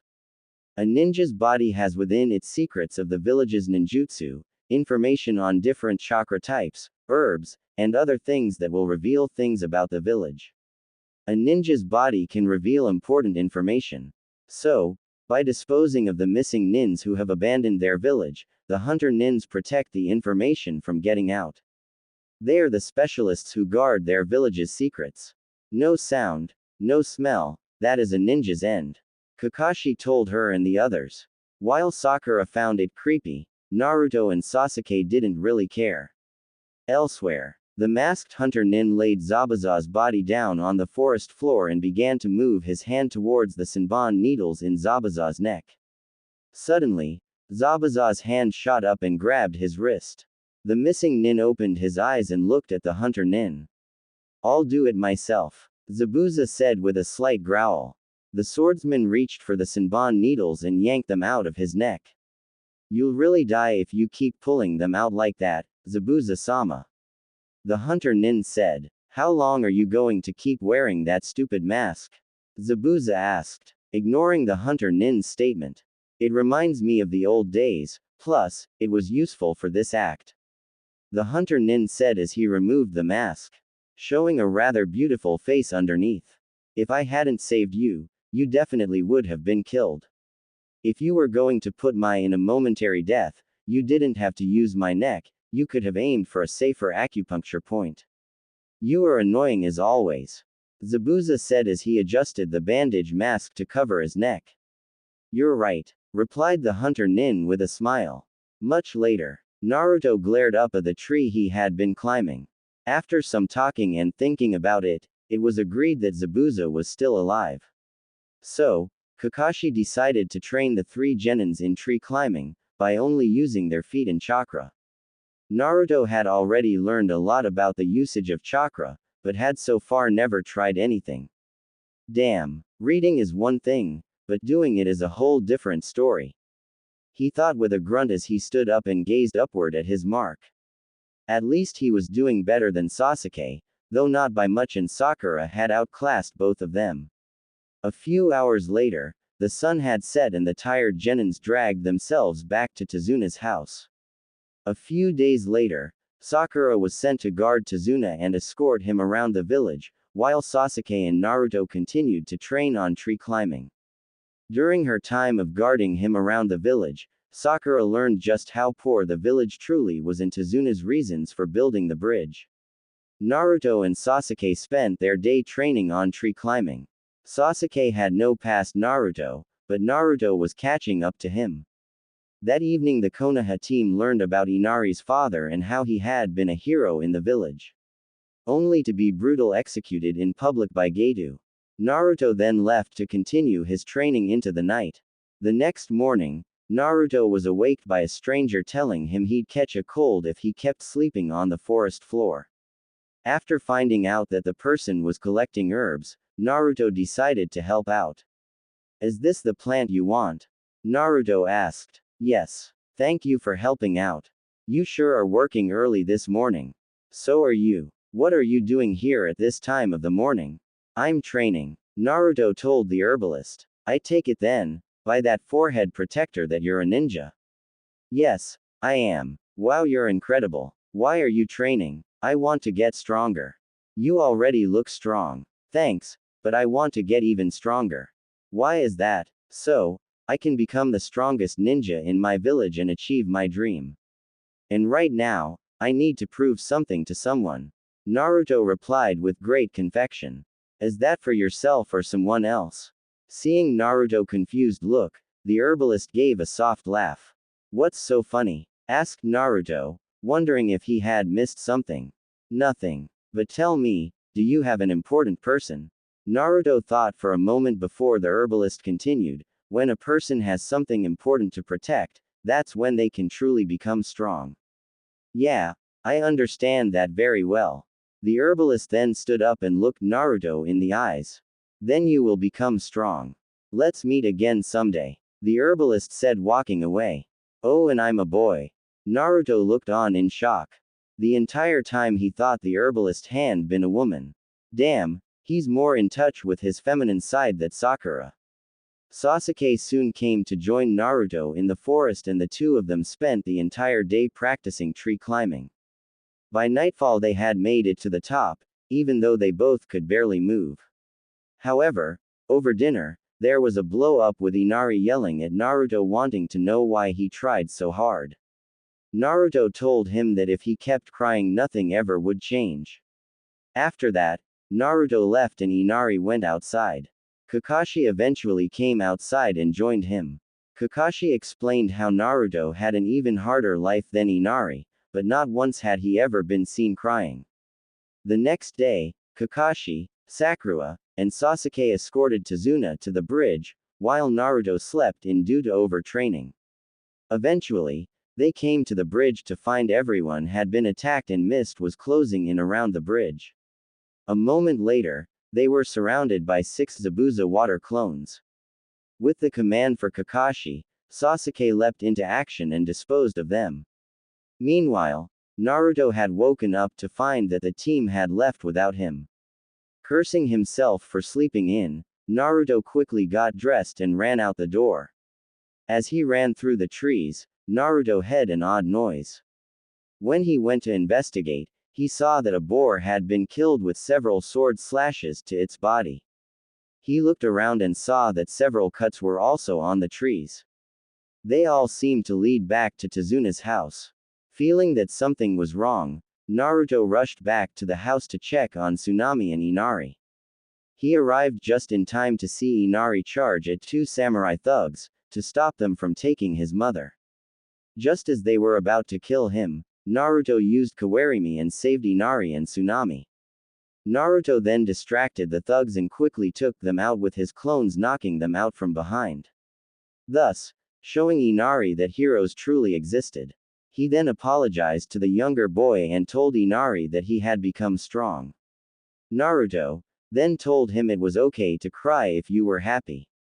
Making sure Inari could handle things there, Naruto ran off once again, heading for the bridge. Back on the bridge, Sasuke had engaged the fake hunter nin known as Haku in battle. For a while, they were on even ground. Sasuke was able to match him blow for blow. Then without warning, Haku began to do one-handed seals, something the Leaf team had never seen before. Sasuke dodged the attack and once more engaged him in hand-to-hand combat, but this time Sasuke landed a hit on him. This caused Haku to use his special jutsu, demonic ice mirrors. Sasuke was now trapped in a prison of ice mirrors. Shocking everyone, Haku stepped into the ice and began to appear on all of the ice mirrors. Kakashi ran over to help, but was stopped by Zabuza. The missing nin told him that he was to be Kakashi's opponent. Seconds later, Sasuke began to yell in pain as hundreds of Senbon needles started to starch him, causing cuts, and a few of them piercing him. Sakura threw a kunai in between the mirrors to hopefully give Sasuke a weapon to defend himself. Unfortunately, it was blocked by Haku. What no one expected though was for Haku to be knocked out of the mirror when his mask was hit by a shuriken. Everyone looked over to see that Naruto Uzumaki had arrived. Sasuke thought that with Naruto on the outside and him on the inside of the mirrors, he stood a better chance of finding a way around the ice. However, he should have known his knuckle-headed teammate better, cause a moment later Naruto was inside the ice mirrors with him. After trying to melt it with a fire jutsu and smash all of the mirrors with Kage Bunshin, Kakashi realized why none of his students' attacks were working. Haku had a bloodline limit. Haku asked for Naruto and Sasuke not to hate him, but he had to protect his dream. Even if it meant killing his heart and killing them. Kakashi knew that his students didn't have it in them to kill and realized that he would have to finish their battle, but first he had to get past Zabuza. So, Kakashi lifted up his forehead protector revealing his Sharingan. Seeing the Sharingan revealed, Zabuza summoned a large amount of mist, knowing that the flaw of the Sharingan was that you had to be able to see the opponent to use it properly. For the first moment, Kakashi thought that with the mist so thick that Zabuza wouldn't be able to see him. He was surprised to see the missing Nin appear behind him, with his eyes closed. Zabuza reminded Kakashi that he was an expert in silent killing and could attack his target by sound only. He then realized that Zabuza was going after Tazuna and ran as fast as he could to intercept him, just as the missing Nin swung his blade at the old man. Back in the ice prison, things weren't going well for Naruto and Sasuke. Both of them had needles everywhere, but for some reason Sasuke's vision was becoming clearer and had even been able to dodge a few attacks. Once again Haku threw his needles at them. Sasuke jumped out of the way, pushing Naruto and himself away from the attack. As he stood up, Haku saw that Sasuke had awakened his Sharingan. Seeing that it was time to end this fight, Haku aimed to take out Naruto instead of Sasuke. Seeing that the masked Nin was going for Naruto, Sasuke jumped in front of Naruto. With a groan of pain, Naruto got to his knees. He had been starting to do more intense training with Guy and Lee, but he had never been in a fight like this. Every bone in his body ached and screamed in agony. This made it clearer to him than ever before, he did have a long way to go. He looked over his shoulder to see the masked Nin on the ground and Sasuke in front of him. As his eyes traveled upwards, he took more notice of Sasuke's wounds. Especially, the 6 needles sticking out of his neck. What's with that face, Dobi? Sasuke asked in a rasping breath. Why? I never asked for your help, Tem. Naruto shouted out, not wanting to accept what was in front of him. I don't know, my body just moved on its own. No longer able to stand, Sasuke's body fell back. That man, my brother, I promised myself I wouldn't die until I killed him, Sasuke rasped out in Naruto's arms. Closing his eyes as his final breath left his body. Naruto continued to stare at Sasuke's face. As if, expecting him to wake up. He never noticed Haku standing up, but did hear the masked Nin's words. He landed a blow on me and without flinching, died to protect you. To protect a precious person, knowing I was a trap, he was still able to jump in. He is a shinobi that deserves respect. Is this your first death of a friend? This is the way of the shinobi, Haku spoke as he stepped back into his mirror. Shut up. Naruto growled out. He was tired of talking, tired of being weak, and tired of not being able to do anything. It was time to show the world. Naruto raised up his head at the masked Nin, showing the vast changes he had gone through.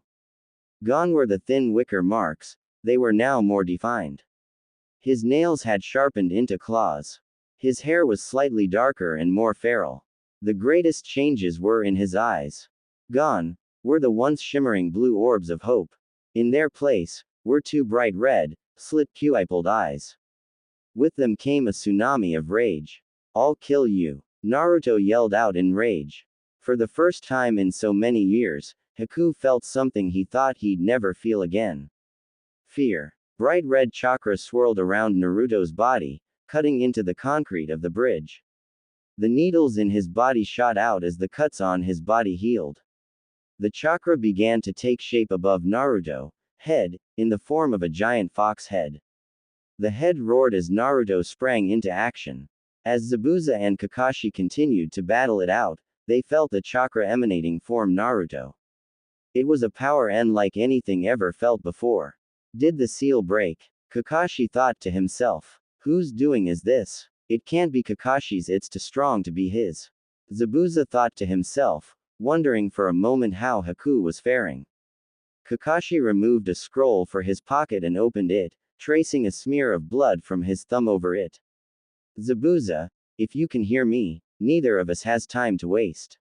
I'm a busy man, you're a busy man, so let's end this now. Kakashi said into he missed as the scroll snapped closed and landed between his thumbs and index fingers. Sounds interesting. What can you do in a situation like this? Show me, Kakashi, spoke Zabuza's voice from somewhere in the mist. Things were looking bleak for Haku. The boy had deflected his needles with only chakra. As he tried to attack from above, he had dodged out of the way and grabbed him before he could get back to a mirror. Then, with one mighty swing had punched him through his mirror. Haku flew back and landed with a thud. The force of the blow sent him rolling back even further. Just as the mask had cracked, so had his mirror. The mirrors shattered to the ground, while the mask slowly broke off. He saw the boy charging at him, and as the final piece broke off, Haku knew he had failed to protect his precious person. It was the end for him. Haku waited for Naruto to strike him down, but it didn't happen. Naruto had stopped mere inches from his face. You're that guy from yesterday. Naruto said, recognizing Haku. Why did you stop? I killed your precious friend, yet you can't kill me. Naruto looked back at Sasuke's body. Damn it! Naruto yelled out as he struck Haku. The force of the blow knocked him back, but wasn't enough to kill him. As he got to his feet, he told Naruto that people often made this mistake, in not killing their enemy. Letting them live without a dream or being needed. Letting them feel the pain of living. He told Naruto that by beating him, he has taken his reason for living. As Zabuza had no need for a weak shinobi. Naruto couldn't understand how someone like Zabuza could be important to him. Haku then began to explain about his birth and how because of his and his mother's bloodline, his father had killed his mother and tried to kill him. Haku explained about the country of Mist's civil wars and how because of those wars people with bloodline were feared and hunted down. Revealing that you had a bloodline meant death. After killing his father in self-defense, he realized that he was an unwanted person. Naruto was seeing the boy's point as he spoke. Haku asked Naruto about his dream. How if one person acknowledged him, wouldn't that person become his precious person? Naruto thought about Iruka, the first person to acknowledge him. Haku told him how Zabuza took him in, knowing about the bloodline, and acknowledged him. He was happy to be wanted. Zabuza needed him to be his weapon and he was. Haku looked Naruto in the eyes and said, Naruto-kun, please kill me. After slamming the scroll onto the ground, Kakashi has summoned his nin dogs to attack from underground. As Zabuza had his eyes closed, he didn't see the attack until it was too late. Now, he was being held in place as the mist slowly started to disappear. Kakashi explained his reasons for letting Zabuza land his attacks on him. How thanks to his blood-soaked weapons, Kakashi's nin dogs could find him. Zabuza watched as Kakashi did a few hand seals and summoned chakra into his right hand. Kakashi told him how his ambition was dangerous. Zabuza argued that he was fighting for his ideals. Seeing that Zabuza was refusing to surrender, Kakashi began to charge. Naruto looked at Haku, not understanding his request. Why are you hesitating? Haku asked. I don't understand. Is being strong the only reason for you to be alive? Something other than fighting, you could have been acknowledged for something else. The day I met you in the forest, I thought you were like me. You should be able to understand. I'm sorry that you have to stain your hands. Is this the only way? Yes. Haku answered in a soft voice. Naruto unsheathed a kunai from his side holster and held it in a striking position. Please, fulfill your own dreams. If we had met under different circumstances, we might have been friends. Naruto said as he readied himself. Thank you. Haku said as Naruto started to run at him. Haku knew that Naruto would one day be a strong ninja, but what this would mean he would never see. Just as Naruto was about to strike him, Haku sensed something. He sensed a massive amount of chakra rushing at Zabuza. Thinking quickly, he grabbed Naruto's arm, blocking the attack. Sorry, Naruto-kun, but I can't die yet. Haku told the surprised boy and rapidly went through hand seals. A fraction of a second later, Haku was gone. Kakashi thrust his hat forward aiming right at Zabuza's stomach. The lightning chakra of his attack burnt through the flesh. The nin dogs poofed out of existence, their summoning time over. Kakashi stared wide-eyed at the sight before him. It wasn't Zabuza that he had struck, but Haku instead. Kakashi's arm was straight through where the boy's heart was moments ago. Zabuza looked on as the warm droplets of Haku's blood slowly slid down his face. Back in the village, Inari had been going door to door trying to get support to go to the bridge and fight Gato. He was at the last house and so far, he had no support. Gichi-san, please open up. Come to the bridge with me. If we all go together, we can defeat Gato's men. Inari shouted through the door. I'm sorry Inari, we don't want to fight anymore. Even your father, the man called a hero, is no longer here. If we fight, there will be sacrifices. We don't want to lose anything precious again. Nobody wants to do anything they'd regret, came the voice of Gichi from behind the door. I don't want to have any regrets either. That's why, we have to fight. I love my mom, my grandpa, you Gichi-san, and everyone in this city. I know now, that you can't protect anything by being a crybaby. It is better to die on our feet, than to live on our knees. Inari said. The young boy then left to ready himself for the bridge. Inside the house, Gichi's wife sat at their table. Inari has become a man, are you really going to let him go alone? She asked. Back at his house, Inari's mother was trying to dissuade her son from going to the bridge. Inari told her that even though he was a child, he knew what it meant to fight. Seeing some figures in the distance from the clearing mist, Naruto ran towards them. He was shocked to see Kakashi's arm sticking through the chest of Haku. Now out of his daze, Zabuza grabbed his sword and swung it forward, intending to cut both of them in half. Kakashi jumped back and laid Haku on the ground. Naruto was angry at what Zabuza had tried to do. Even after how much Haku cared for him, Zabuza was just going to cut through him. Kakashi ordered Naruto to stand his ground, it wasn't his fight. Seeing Naruto, Sakura called out to him. She asked where was Sasuke and upon seeing the pained look on his face, knew something had happened. Zabuza charged at Kakashi, but was stopped by a hard kick to the gut. Sakura wanted to go and see what had happened to Sasuke, but refused to leave Tazuna. The old bridge builder offered to go with her, so she wouldn't be breaking her orders. Soon she was standing above the cold body of her beloved. Sakura just stared down at Sasuke's cold body, not wanting to believe the sight before her eyes. Upon hearing Tazuna saying it was fine to cry, Sakura explained how she had memorized the 100 shinobi sayings and that one of the sayings was to always keep emotions on the inside. Unable to stop herself, Sakura began to cry. Tazuna stared down in pity. This was no way for someone to live. The battle between Zabuza and Kakashi raged on. Zabuza's left arm was paralyzed, so he was using his right hand to swing his sword. As he rushed at Kakashi, he was slugged hard in the face.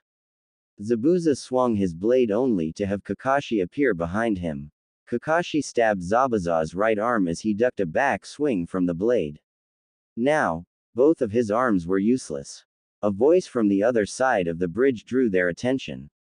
They all looked over to see a short man in a business suit with a small army of thugs. It seemed Gato had arrived. Gato reviled how he was planning to kill Zabuza. Seeing that he had been betrayed, there was no longer a reason to fight or kill the bridge builder.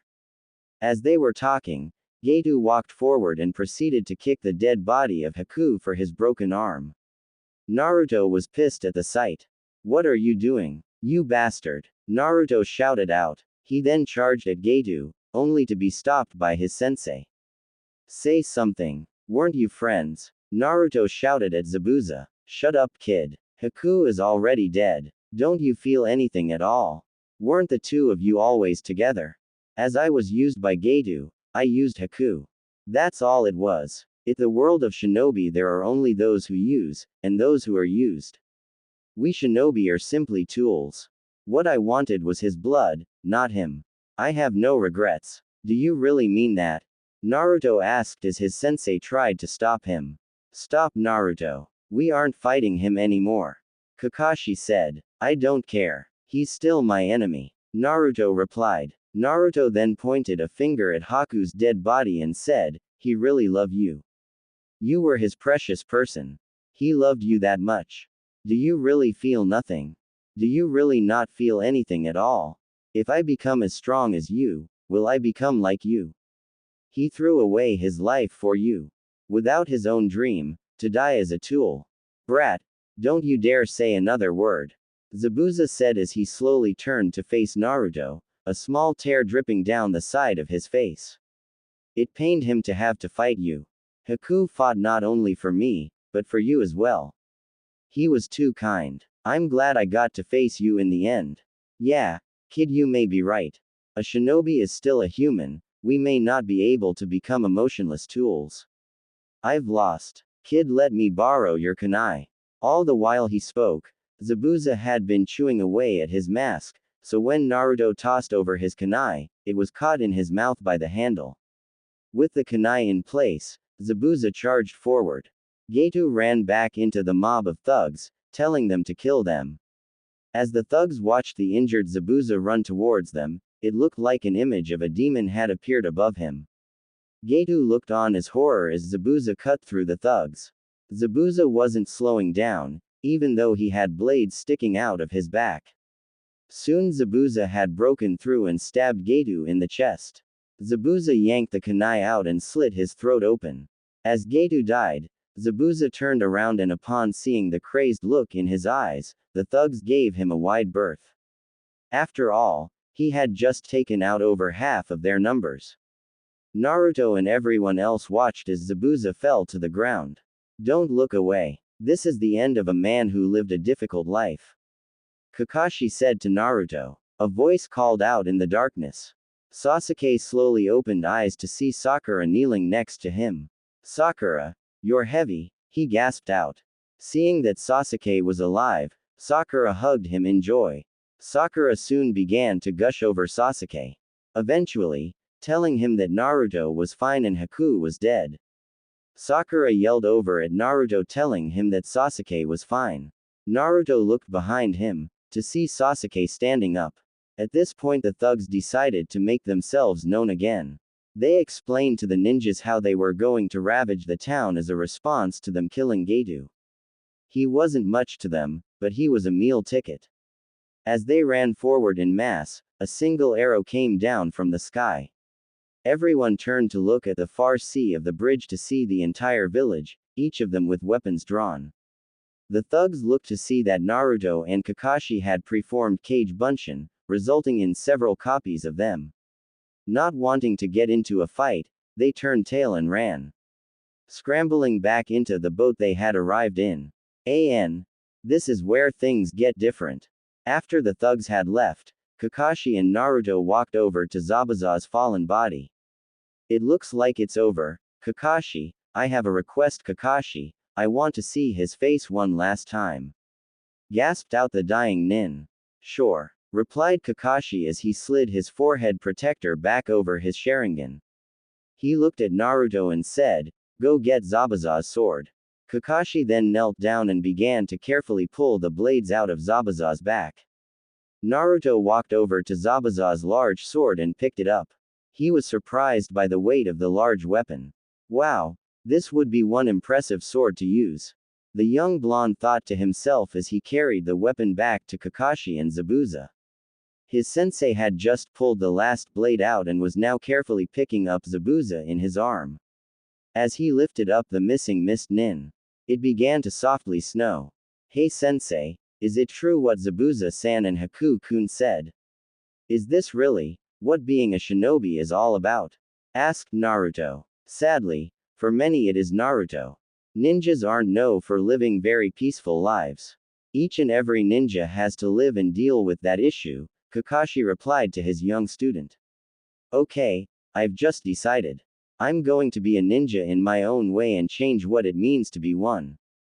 Naruto said confidently. Kakashi gave Naruto an upside-down eye smile. If anyone could, it would be him. Kakashi carefully knelt down and laid Zabuza's dying body next to Haku. Naruto then placed his sword next to him. Are you crying, Haku? Zabuza thought as he looked at the face of the boy who had become a son to him. If I could, I'd like to go to the same place as you, Zabuza rasped out. You can, Zabuza, said Kakashi. Yes, but first I have to do something. Zabuza turned his head to Kakashi and Naruto, staring up at them from his position on the ground. Here brat, take my sword, he said to Naruto. Why? Asked Naruto as he walked over. You said you planned to change the meaning of what it means to be a ninja. So, I've decided to give you my sword to help you. It's the duty of a member of Kiri no Shinobigatana Nananan Shu, to pick the successor of his blade. And, I've picked you kid. I want you to take Kubikiri Hako and carve your way of the ninja into the world. I'll be looking down on you from time to time. Being my successor makes you part of Mist now. That'll be fun to see. Rasped out Zabuza. With his dying strength, he lifted up Kubikiri's handle off the ground and nudged it over to Naruto, who had knelt down by him. Kakashi had walked over to check on Sasuke. As Naruto grasped the blade, Zabuza handed him his forehead protector and then turned back to face Haku. Hey, brat, Getu's base is located about 3 miles south of here, rasped out Zabuza. Why are you telling me this? Asked the curious Leaf Nin. The most valuable thing to a shinobi is knowledge. I figured you might find something there. Zabuza told his successor. A moment later, Zabuza breathed his last and was no more. Naruto stood and shed a silent tear for the ninjas who taught him so much. A few hours later, they had bandaged up Sasuke, who would need to stay in bed for a few days, and buried Zabuza and Haku. Night had fallen over the village and for the first time in years, everyone was sleeping peacefully. All, except one that is. Naruto Uzumaki was wide awake. I guess it's time, Naruto thought to himself. He silently got out of bed, grabbed his pack and climbed out the window. He then summoned a cage Bunshin to stay in the house. With the Bunshin taking his place in bed, Naruto ran into the forest. Once he was sure he was safely alone, Naruto opened his pack and unzipped a hidden compartment inside. He took the objects out, which happened to be some clothes, and began to change. A moment later and Naruto was no longer the genin from Konoha, he was now the doctor. Time to operate, Naruto thought to himself once his mask was securely in place. Naruto then took off running east. Soon, he had arrived at 2 freshly dug graves. The graves of Zabuza and Haku. Naruto began to dig up Haku as he thought back to how he had learned what he was about to do. Flashback no jutsu. 3 days before genin team placements. Naruto sat in the field mediating. Soon, he would himself in his mindscape. I guess Kyuubi wants to talk. He thought as he walked towards the demon's room. It's good to see that you've started to get stronger brat, said the fox as Naruto stepped in. I'm rather impressed by your torture codename, the doctor. So, I've decided to teach you a very special ability to go with it.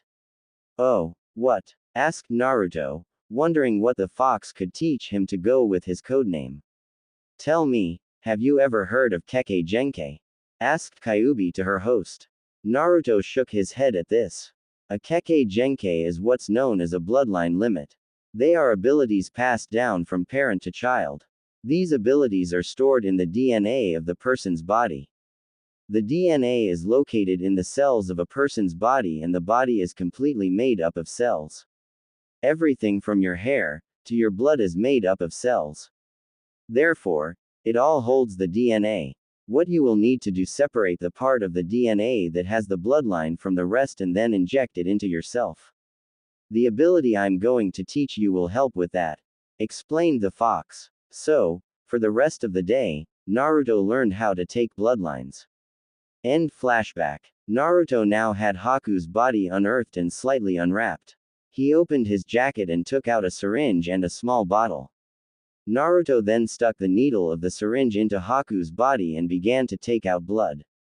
Once the syringe was full, he pulled it out and with great focus, Naruto made a bowl with his chakra. He poured the blood into the bowl and then began to focus hard. Naruto chakra turned green. Soon, a separate smaller and darker liquid formed apart from the blood. Naruto poured this into the bottle and proceeded to do the same thing over and over again several more times. After several sticks with the needle into Haku's body to bottle was full. Naruto discarded the needle and carefully reburied Haku. He then took out a second syringe with a much larger barrel and placed the needle into the DNA. Naruto pulled up on the plunger, forcing the DNA into the barrel. Once it was all in, Naruto quickly discarded the bottle. He then looked at the syringe that was about to change his life. Naruto sat down on the ground and rolled up his right pants leg. Here goes nothing, he thought to himself as he stabbed himself in the calf with the needle. Naruto pushed down of the plunger, forcing the DNA into his body. Hey, that wasn't so bad, he thought as the last of the DNA had gone in and he was pulling the needle out. It was at that moment that a blinding pain took a hold of him, starting at his calf and working its way to the rest of his body. Shit, this hurts, Naruto screamed inside his head, but he dare not open his mouth outside, for fear of being discovered. After several agonizing minutes of pain, it was all gone. He felt perfectly fine. Is it over? He asked himself. Yes, you have the Mist Nin's bloodline, came the voice of Kyuubi from within him. Are you sure? I don't feel any different, Naruto asked the fox. Yes, you didn't go through all of that pain for nothing. Though it may take you a while to learn to use this Kekkei Gekkai to its fullest, as you don't have anyone to teach you about it. The fox replied. Naruto saw the nine tails point. According to Haku, he was the last one with this bloodline, so there was no one to teach him how to use it.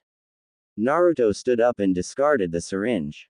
He then stretched his legs and arms for a moment, before running off south as fast as he could. After about half an hour of running, Naruto had arrived at what he assumed was Getu's base. He hid up in the trees to take a look around. Within a few minutes, he could tell that there were still some low-level ninjas around on the bottom floor, but there didn't seem to be any on the upper levels. Luckily, for Naruto there was an open window, so he wouldn't have to worry about making too much noise with unlocking one. After climbing through the window, Naruto took a look around the room and saw that it was rather barren. Just a large bed, a few chairs, and a desk with a scroll on it. Since he was looking for anything of value, Naruto decided to take a look at the scroll. After all, Getu was dead, so this stuff was of no use to him anymore. Opening the scroll, Naruto was surprised to see that it was a scroll of instructions on how to weld kubikiri. So, I guess this would have been Zabuza's room, Naruto thought to himself, as he placed the scroll in the pocket of his jacket. Naruto then left the room and looked around the others. In most of the rooms, he didn't find anything interesting. Just some kunai, exploding tags, and a few jutsu scrolls. One of them was called Juryoku Seal Technique. Naruto didn't bother to read the full description of it, but it seemed to help with muscle-resistant training. He'd show it to Guy and see what he thought. Naruto did wonder though, if seals could do that, what else could they do? Soon, he was at the last door and opened it. He was surprised to see someone in the room. By the look of it, it had to be Getu's office. It seemed that one of the renegade ninjas from Zabuza's group had decided to raid the office. He had opened the vault, behind the desk, and was reading the papers from a file. About this time the door had creaked, causing the ninja to look up at Naruto. Shit. The shinobi and Naruto thought at the same time. As Naruto reached for his kunai, he was surprised to see a small blink of light in front of the mist shinobi. From the light came two kunai, the shinobi grabbed them and threw them at Naruto. Seeing the oncoming weapons, Naruto quickly threw his own and knocked the ninja's kunai out of the air. What the ninja hadn't expected was a third kunai. So, he was deeply shocked when he felt the steel of a sharpened kunai rip through the side of his neck. With the massive amounts of blood he was losing from the cut, he was soon dead. Naruto hadn't wanted to kill, but no one could know he was here. Cautiously, he crossed the large office and confirmed that the ninja was indeed dead. Looks like he has a Kekkei Genkai. Go on and take it, came the voice of Kyuubi. It did make sense to him. So, kneeling down next to the dead shinobi, Naruto began to focus his chakra on the ninja's body as he pulled out a small bottle, not even bothering to use a syringe to take out blood. Once he pulled out enough DNA, Naruto filled the bottle and took out another syringe.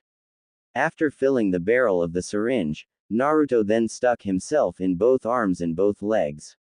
After a few moments the pain passed, though it hadn't been as bad as it was with Haku's bloodline. Interesting, it seems this shinobi had two bloodlines. One of them was that blinking you saw. Apparently, it allows the user to place an infinite number of items in a pocket space and call forth any item from anywhere. Came Kyuubi's voice after the merging was done. Quick question. What's a pocket dimension? Asked Naruto to his demon. A pocket dimension is a space of reality that exists, but does not. No time passes there. Try sending one of your kunai there. Just think of the kunai floating in a void. Kyuubi said. Following the demon's advice, Naruto took out a kunai and began to focus. A moment later, there was a blink and the kunai was gone. Naruto blinked in surprise and focused again. This time, calling the kunai back with another blink. This could be a lot of fun. He thought to himself. Hey Kyuubi, what's the other bloodline? Naruto asked the fox, wondering what else he had gotten from the ninja. The other bloodline seems to be a memory viewer. Stated Kyuubi. What do you mean? Summon some chakra into your hand, while thinking about a memory. Naruto summoned some chakra into his hand while thinking of receiving his forehead protector from Iruka. He watched in fascination as in his hand a small orb started to form. After a moment, it was finished.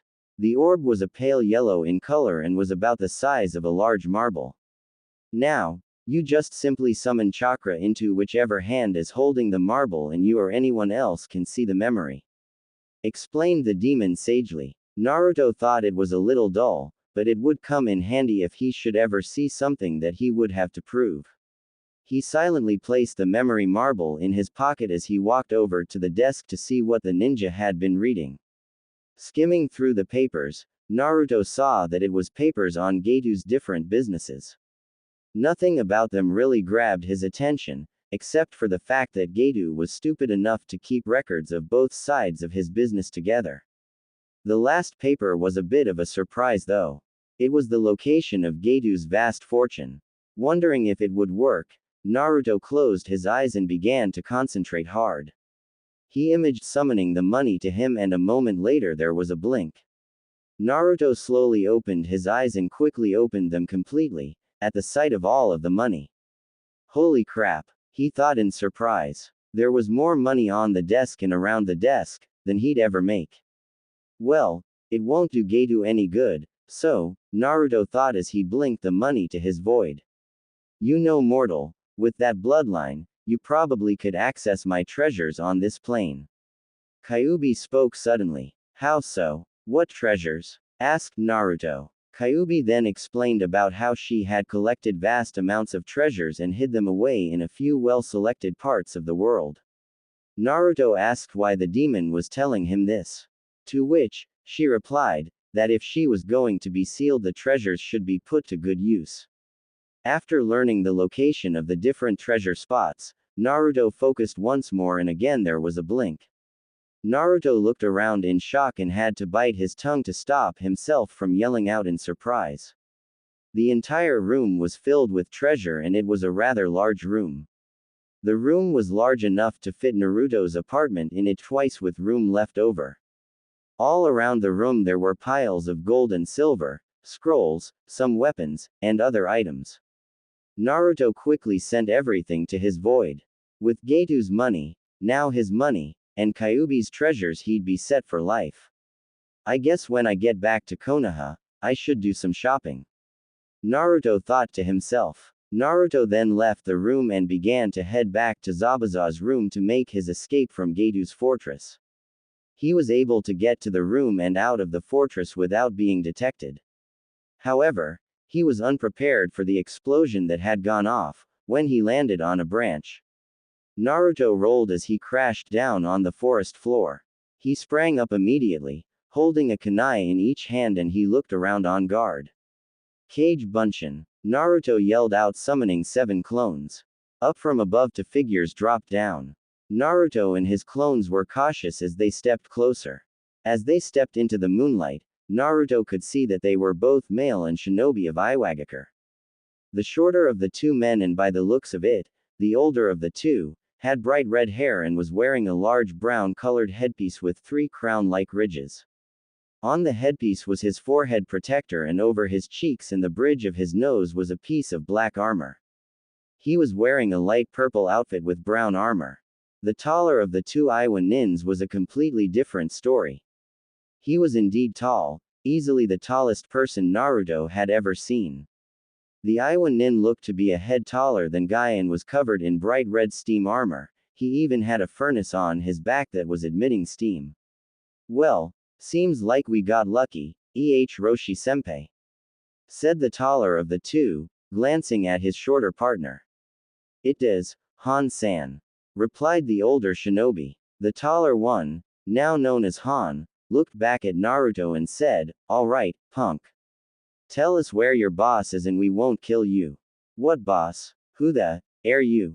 Naruto shouted back. "I am Roshi the Jinchuriki of Yonbi, and this is Han the Jinchuriki of Gobi," replied Roshi. "Brothers?" asked Naruto, surprised at seeing other Jinchurikis.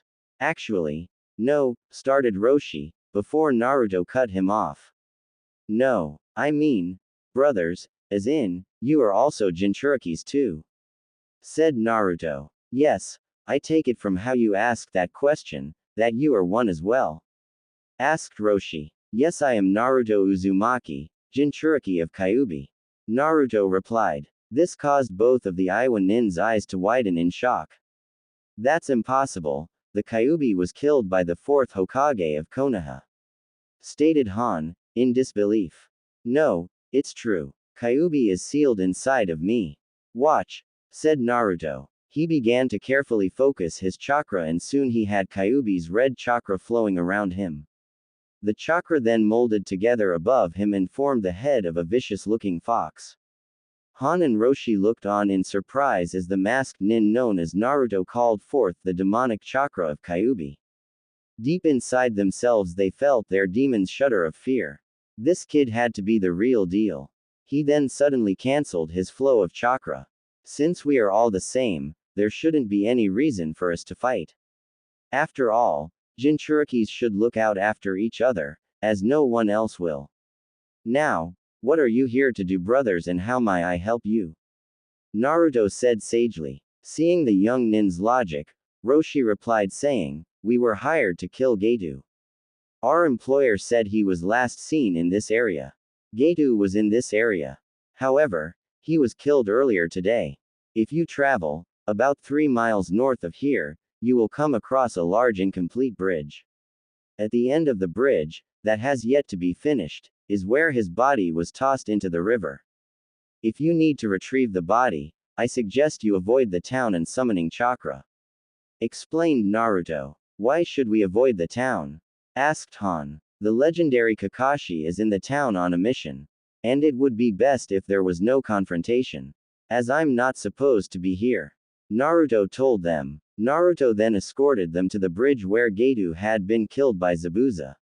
Once there, Han jumped into the river, and a moment later resurfaced was Getu's headless body and slung over his right shoulder and his head in Han's left hand. Roshi then wrapped up the body and sealed it. Both of them thanked Naruto and then headed off to turn in a successful kill. Wow. Apparently, Gato is doing people better being dead than he was being alive. Naruto thought as he ran back to Tazuna's house. He stopped by his hidden pack and changed back into his pajamas. He then summoned out his Kage Bunshin and dispelled it. Very quietly Naruto snuck back in and laid down on the futon. Moments later, he was asleep. Over the next week and a half they finished the bridge. The work went by fast, with the help of Naruto's massive clone army. During that time, Sasuke also healed. All too soon, it was time for Team 7 to leave. With tearful goodbyes from Inari and Naruto, the Konoha team headed home. You know, we have still yet to name the bridge, said Tsunami to her father. The aged bridge builder stroked his bearded chin thoughtfully. I think I've got the perfect name for it. Tazuna said. What is it, Grandpa? Asked Inari as he looked up into his grandfather's eyes. How about the Great Naruto Bridge? That's a super good name, Grandpa, replied Inari. Konoha. A couple of days later. Team 7 was tired after 2 days of intense traveling, but they were glad to be home. Kakashi sent them to their respective homes to dump their travel packs, before meeting up at the Hokage Tower to give their report. 15 minutes later, Team 7 stood in the Hokage's office giving their report of the mission to Wave. And then, we returned home, sir. Kakashi said in conclusion as he finished giving a 30-minute report to the third. I see. Well, given the circumstances you will be marked as having completed an A and C ranked mission and will be paid as such. You are dismissed, replied Hiruzen Sarutobi. Team 7 politely bowed and proceeded to make their way out of the office as the Hokage called out. Naruto-kun, could you stay a moment? Wondering what the old man would have to say to him, Naruto hung back and waited for Kakashi to close the door, before saying, What's up, old man? Oh, nothing much. Some paperwork here and there, a few surprise attacks by Konohamaru. Nothing out of the ordinary for me. However, there is a bit of news for you, replied the Hokage. Naruto his head to the side, wondering what the Hokage had to say. It seems that while you were away, your landlord passed away. The man had no living relatives, so in his will he put that everything would go to his tenants. As you are the only tenant in the apartment complex, everything goes to you. Here is a list of what you gained from him. The Hokage told him. The third then handed Naruto a folder. Naruto nodded his head and walked out. He wasn't sure what to think about this. He had hated the man that had been his landlord these past 9 years. The man had been old and bitter. Naruto wondered if he was bitter because of who he was or if he just was that way. The man had been mean to everyone. Naruto decided to take a look at the file in the comfort of his apartment. Well, apartment complex, now. Once in his apartment, Naruto opened the folder as he sat down at the table. Let's see what I got here, he thought as he looked at the list. 1 apartment complex. The abandoned lot and condemned buildings across the street form said apartment complex. 969,000 ryu.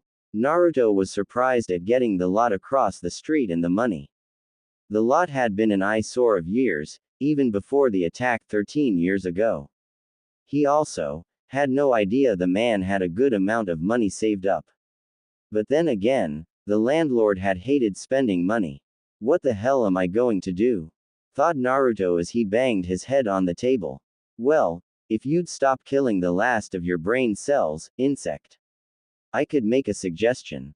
Came the disgruntled voice of Kyuubi from within.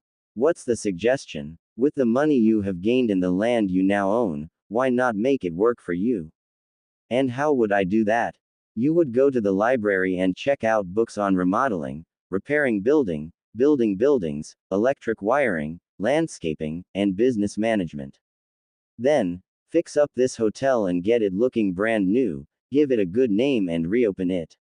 You'd demolish the buildings across the street and build new ones to open new businesses. I also recommend that you learn the trade of the businesses you plan to open. If you want to get more respect from the village, try being in the business world of things. Explained the demon. That could take a while. Naruto thought back. Yeah, it's a shame you don't have something like Cage Bunshin or Cage Buttai, you idiot. Roared out the fox, causing Naruto to fall out of his chair. Okay, I see your point. No need to yell, Naruto thought as he got up to head out. He summoned a clone for the library and went to get some ramen for himself. Later, when he returned home after a filling lunch of ramen, Naruto flipped through the books that the clone had dropped off. After looking through them for a moment, Naruto created 100 copies of each of the 6 books and then 600 clones. When he handed the last book to the last clone, Naruto himself headed for the Konoha Building Commission's office to get a building permit. While there, he was given the cold shoulder, but a quick flash of some money and he left the office with his permit. On the walk home, Naruto thought on how to remodel the apartment complex and what to name it. Naruto wanted it to be shinobi friendly. He decided that the first 2 floors would be single bed units. The next 2 floors would be 2 bed units, and the last 2 floors would be 3 bed units. After all, ninjas have families. On the roof, he'd build a pool for the residents. After drawing up the plans and sending a few clones under Henge to see the price listings of other apartment complexes, Naruto went out and ordered enough appliances and furniture for the apartments. When he returned, he had the clones stop reading and started to tear up the old carpet, rip the peeling wallpaper off. They then gathered up the garbage and took it to the dump. Naruto then returned home and dispelled the clones. He fell back onto his futon from the overload of knowledge. Naruto awoke early the next morning and immediately set off for the hardware store. After nearly buying out the entire store, Naruto summoned an army of clones to help him carry the stuff. Upon arriving back at the apartment complex, Naruto and his clones got to work. They tore down walls, put in new support beams, better insulation, new sheetrock, better wiring and pipes, soundproofed each unit, and carefully removed everything from the 8th floor, before he ripped up the roof to build the pool. After they were done, each apartment was painted a nice tan brown, had wooden flooring, and new furniture. The hallways were painted the same brown color with a baseline of dark red. The hallways had carpets of a dark red color and on each tan door was a golden number. The outside had been painted a dark red and up at the top was an 8-foot-high metal fence around the roof for the pool. The pool covered about half of the roof space and was in the middle. Seeing that everything had worked out well, Naruto hung the sign, bearing the new name, above the main entrance. It read, Maelstrom Apartments. Knowing the building wouldn't be livable until the smell of the paint left, Naruto headed to the forest for the night.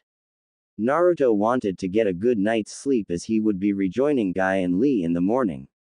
After finding a good place to sleep, Naruto dispelled his clones and fell asleep. Naruto woke up the next morning to feel something fuzzy around him. He opened his eyes as he sat up and looked around him. During the night, a group of 6 foxes had decided to make him home. I guess they think I'm a fox, Naruto thought to himself. Seeing that his movements had disturbed the foxes and they were now looking at him, Naruto batted his hand at them.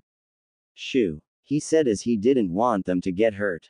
Foxes weren't well liked in Konoha. He then got up and headed to the apartment complex to check on everything. After seeing that everything was alright and sending a clone out to print up some flyers and post them around town, Naruto grabbed the scroll he had found and headed for training ground 12 to meet up with Guy and Lee. Guy-sensei, Lee-kun, I'm back. Naruto called out as he caught sight of the 2 green spandex-wearing doe. Ah, Naruto-kun, good to see your flames of youth have returned. How was your mission? Said Guy as he turned to face the blonde-haired genin. It's great to see you again, Naruto-kun. Greeted Lee. Thanks Lee, you too. My mission went well, Guy-sensei. In fact, I even found this. Do you think it will help us? Said Naruto as he handed the scroll to Guy.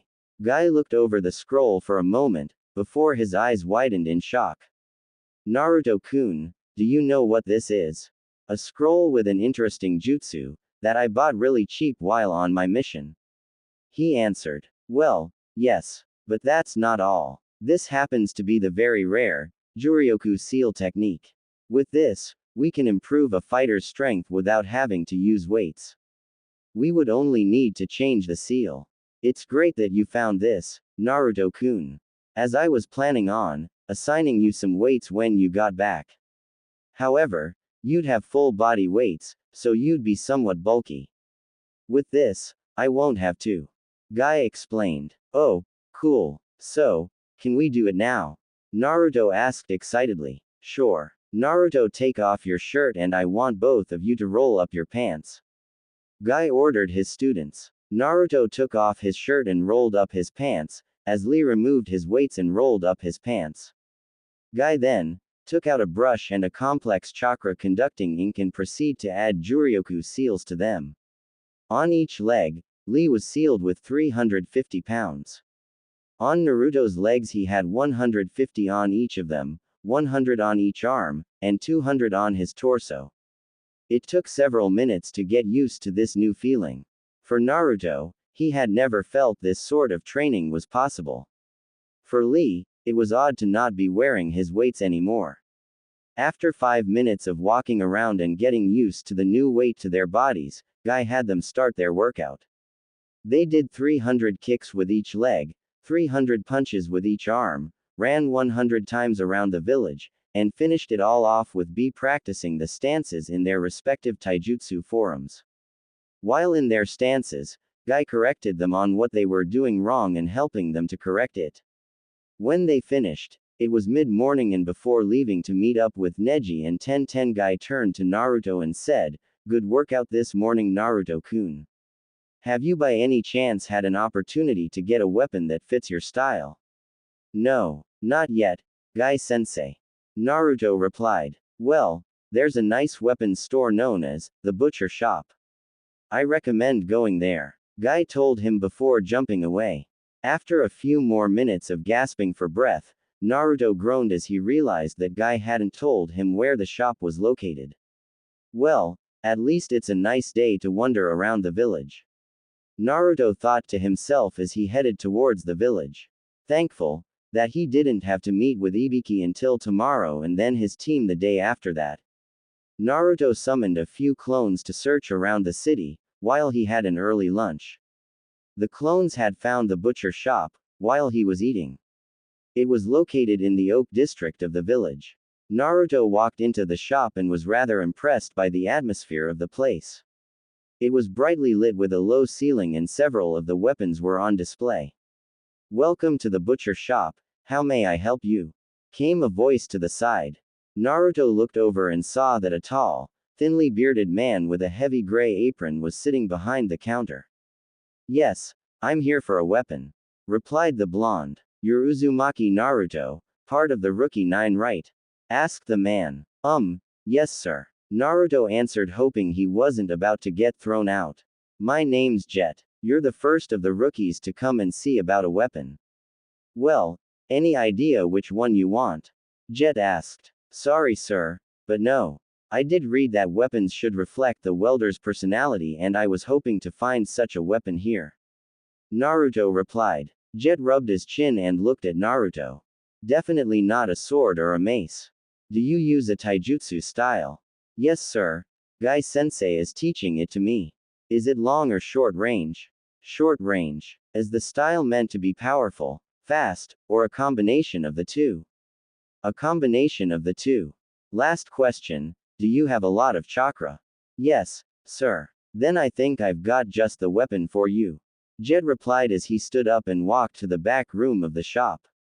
When he returned he was carrying a large, polished, wooden box.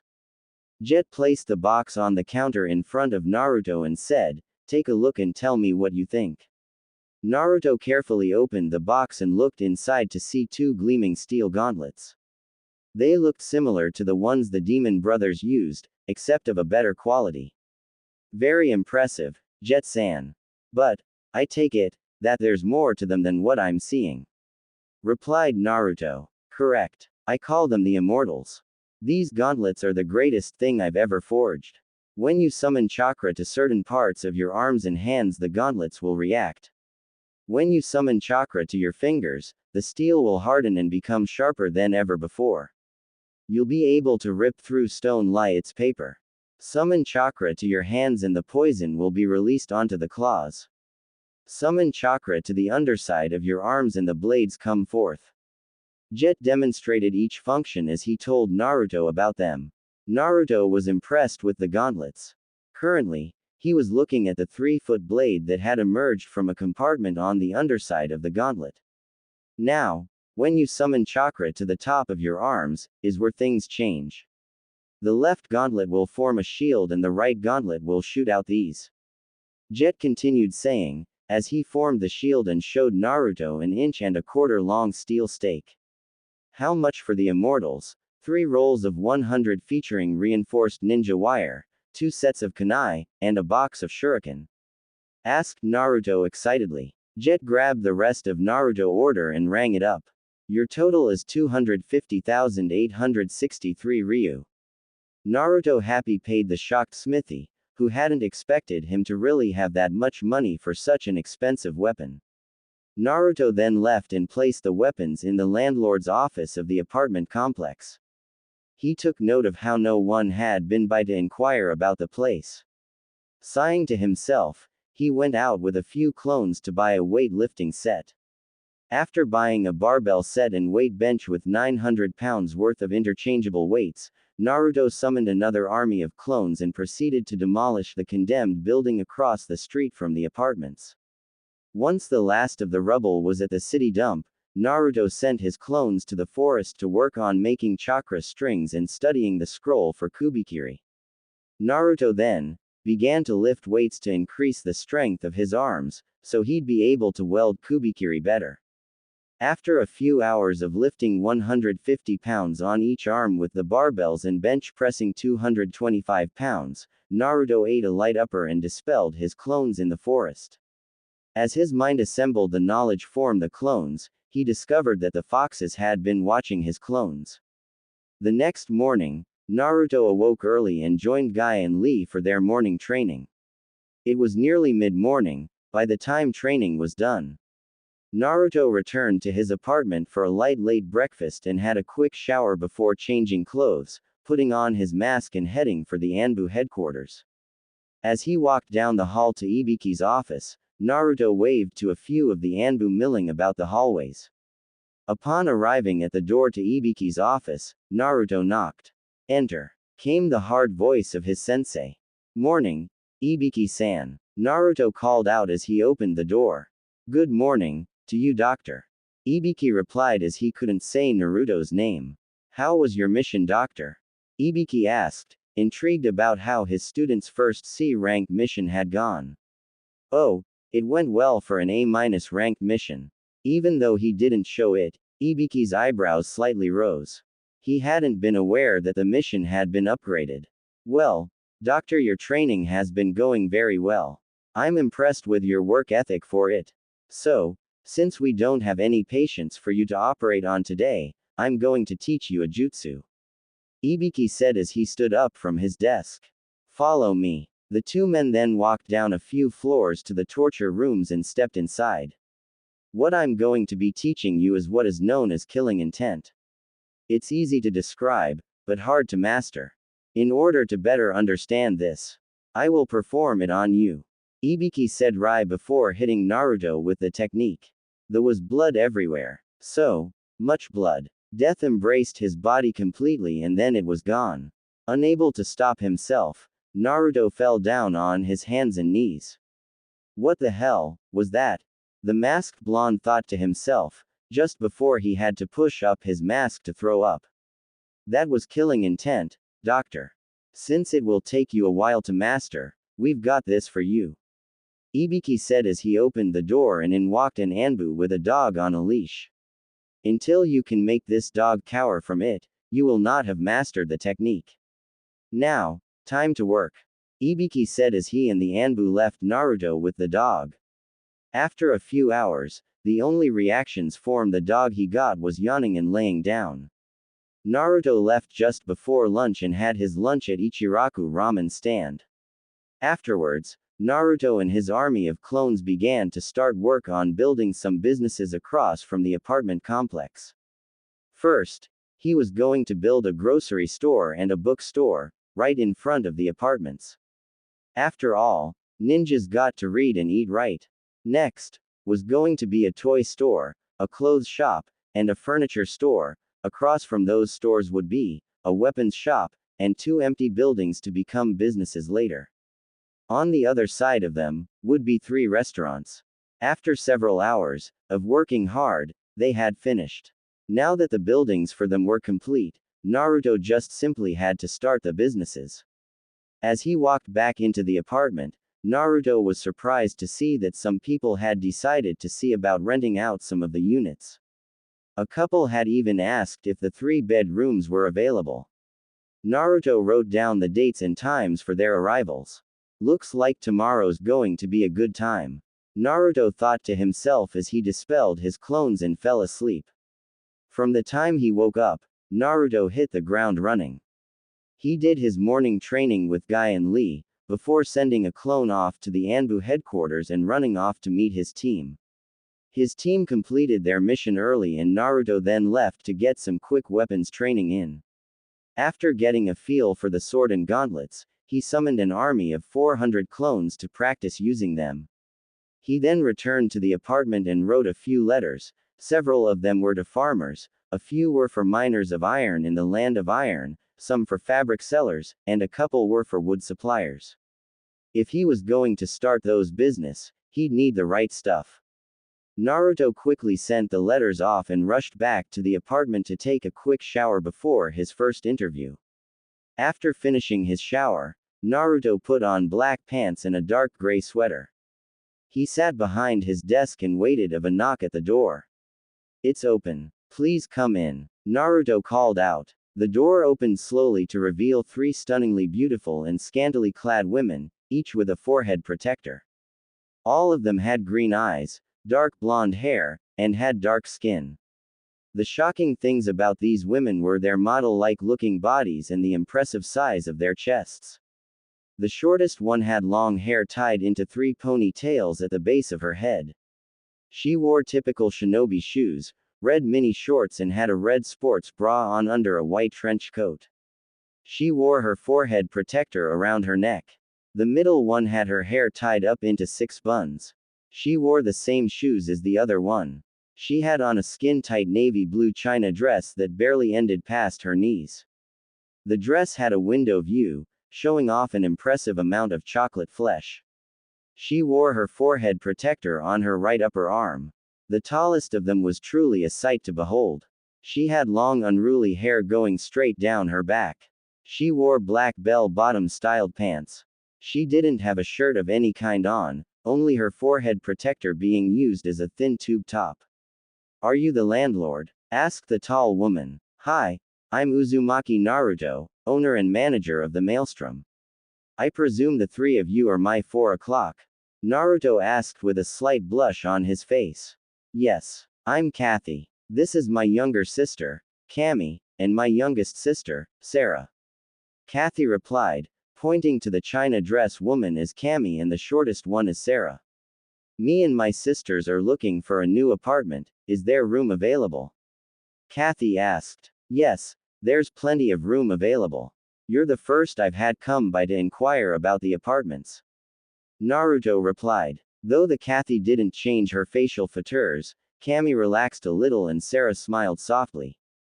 "Which unit are you looking to have?"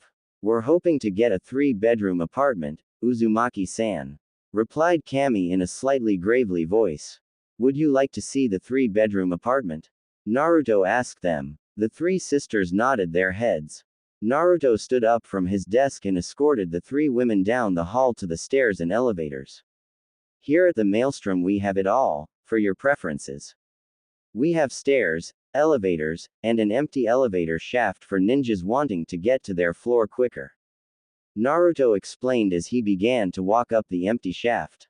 Each apartment is fully furnished with a queen-sized bed in every bedroom, pull-out sofa, love seat, coffee table, dining table with chairs, microwave, 50-inch flat-screen TVs, stove, oven, dishwasher, shower stalls and tubs in the bathrooms of the apartments. Naruto continued as he walked up the empty shaft and got out at the 5th floor.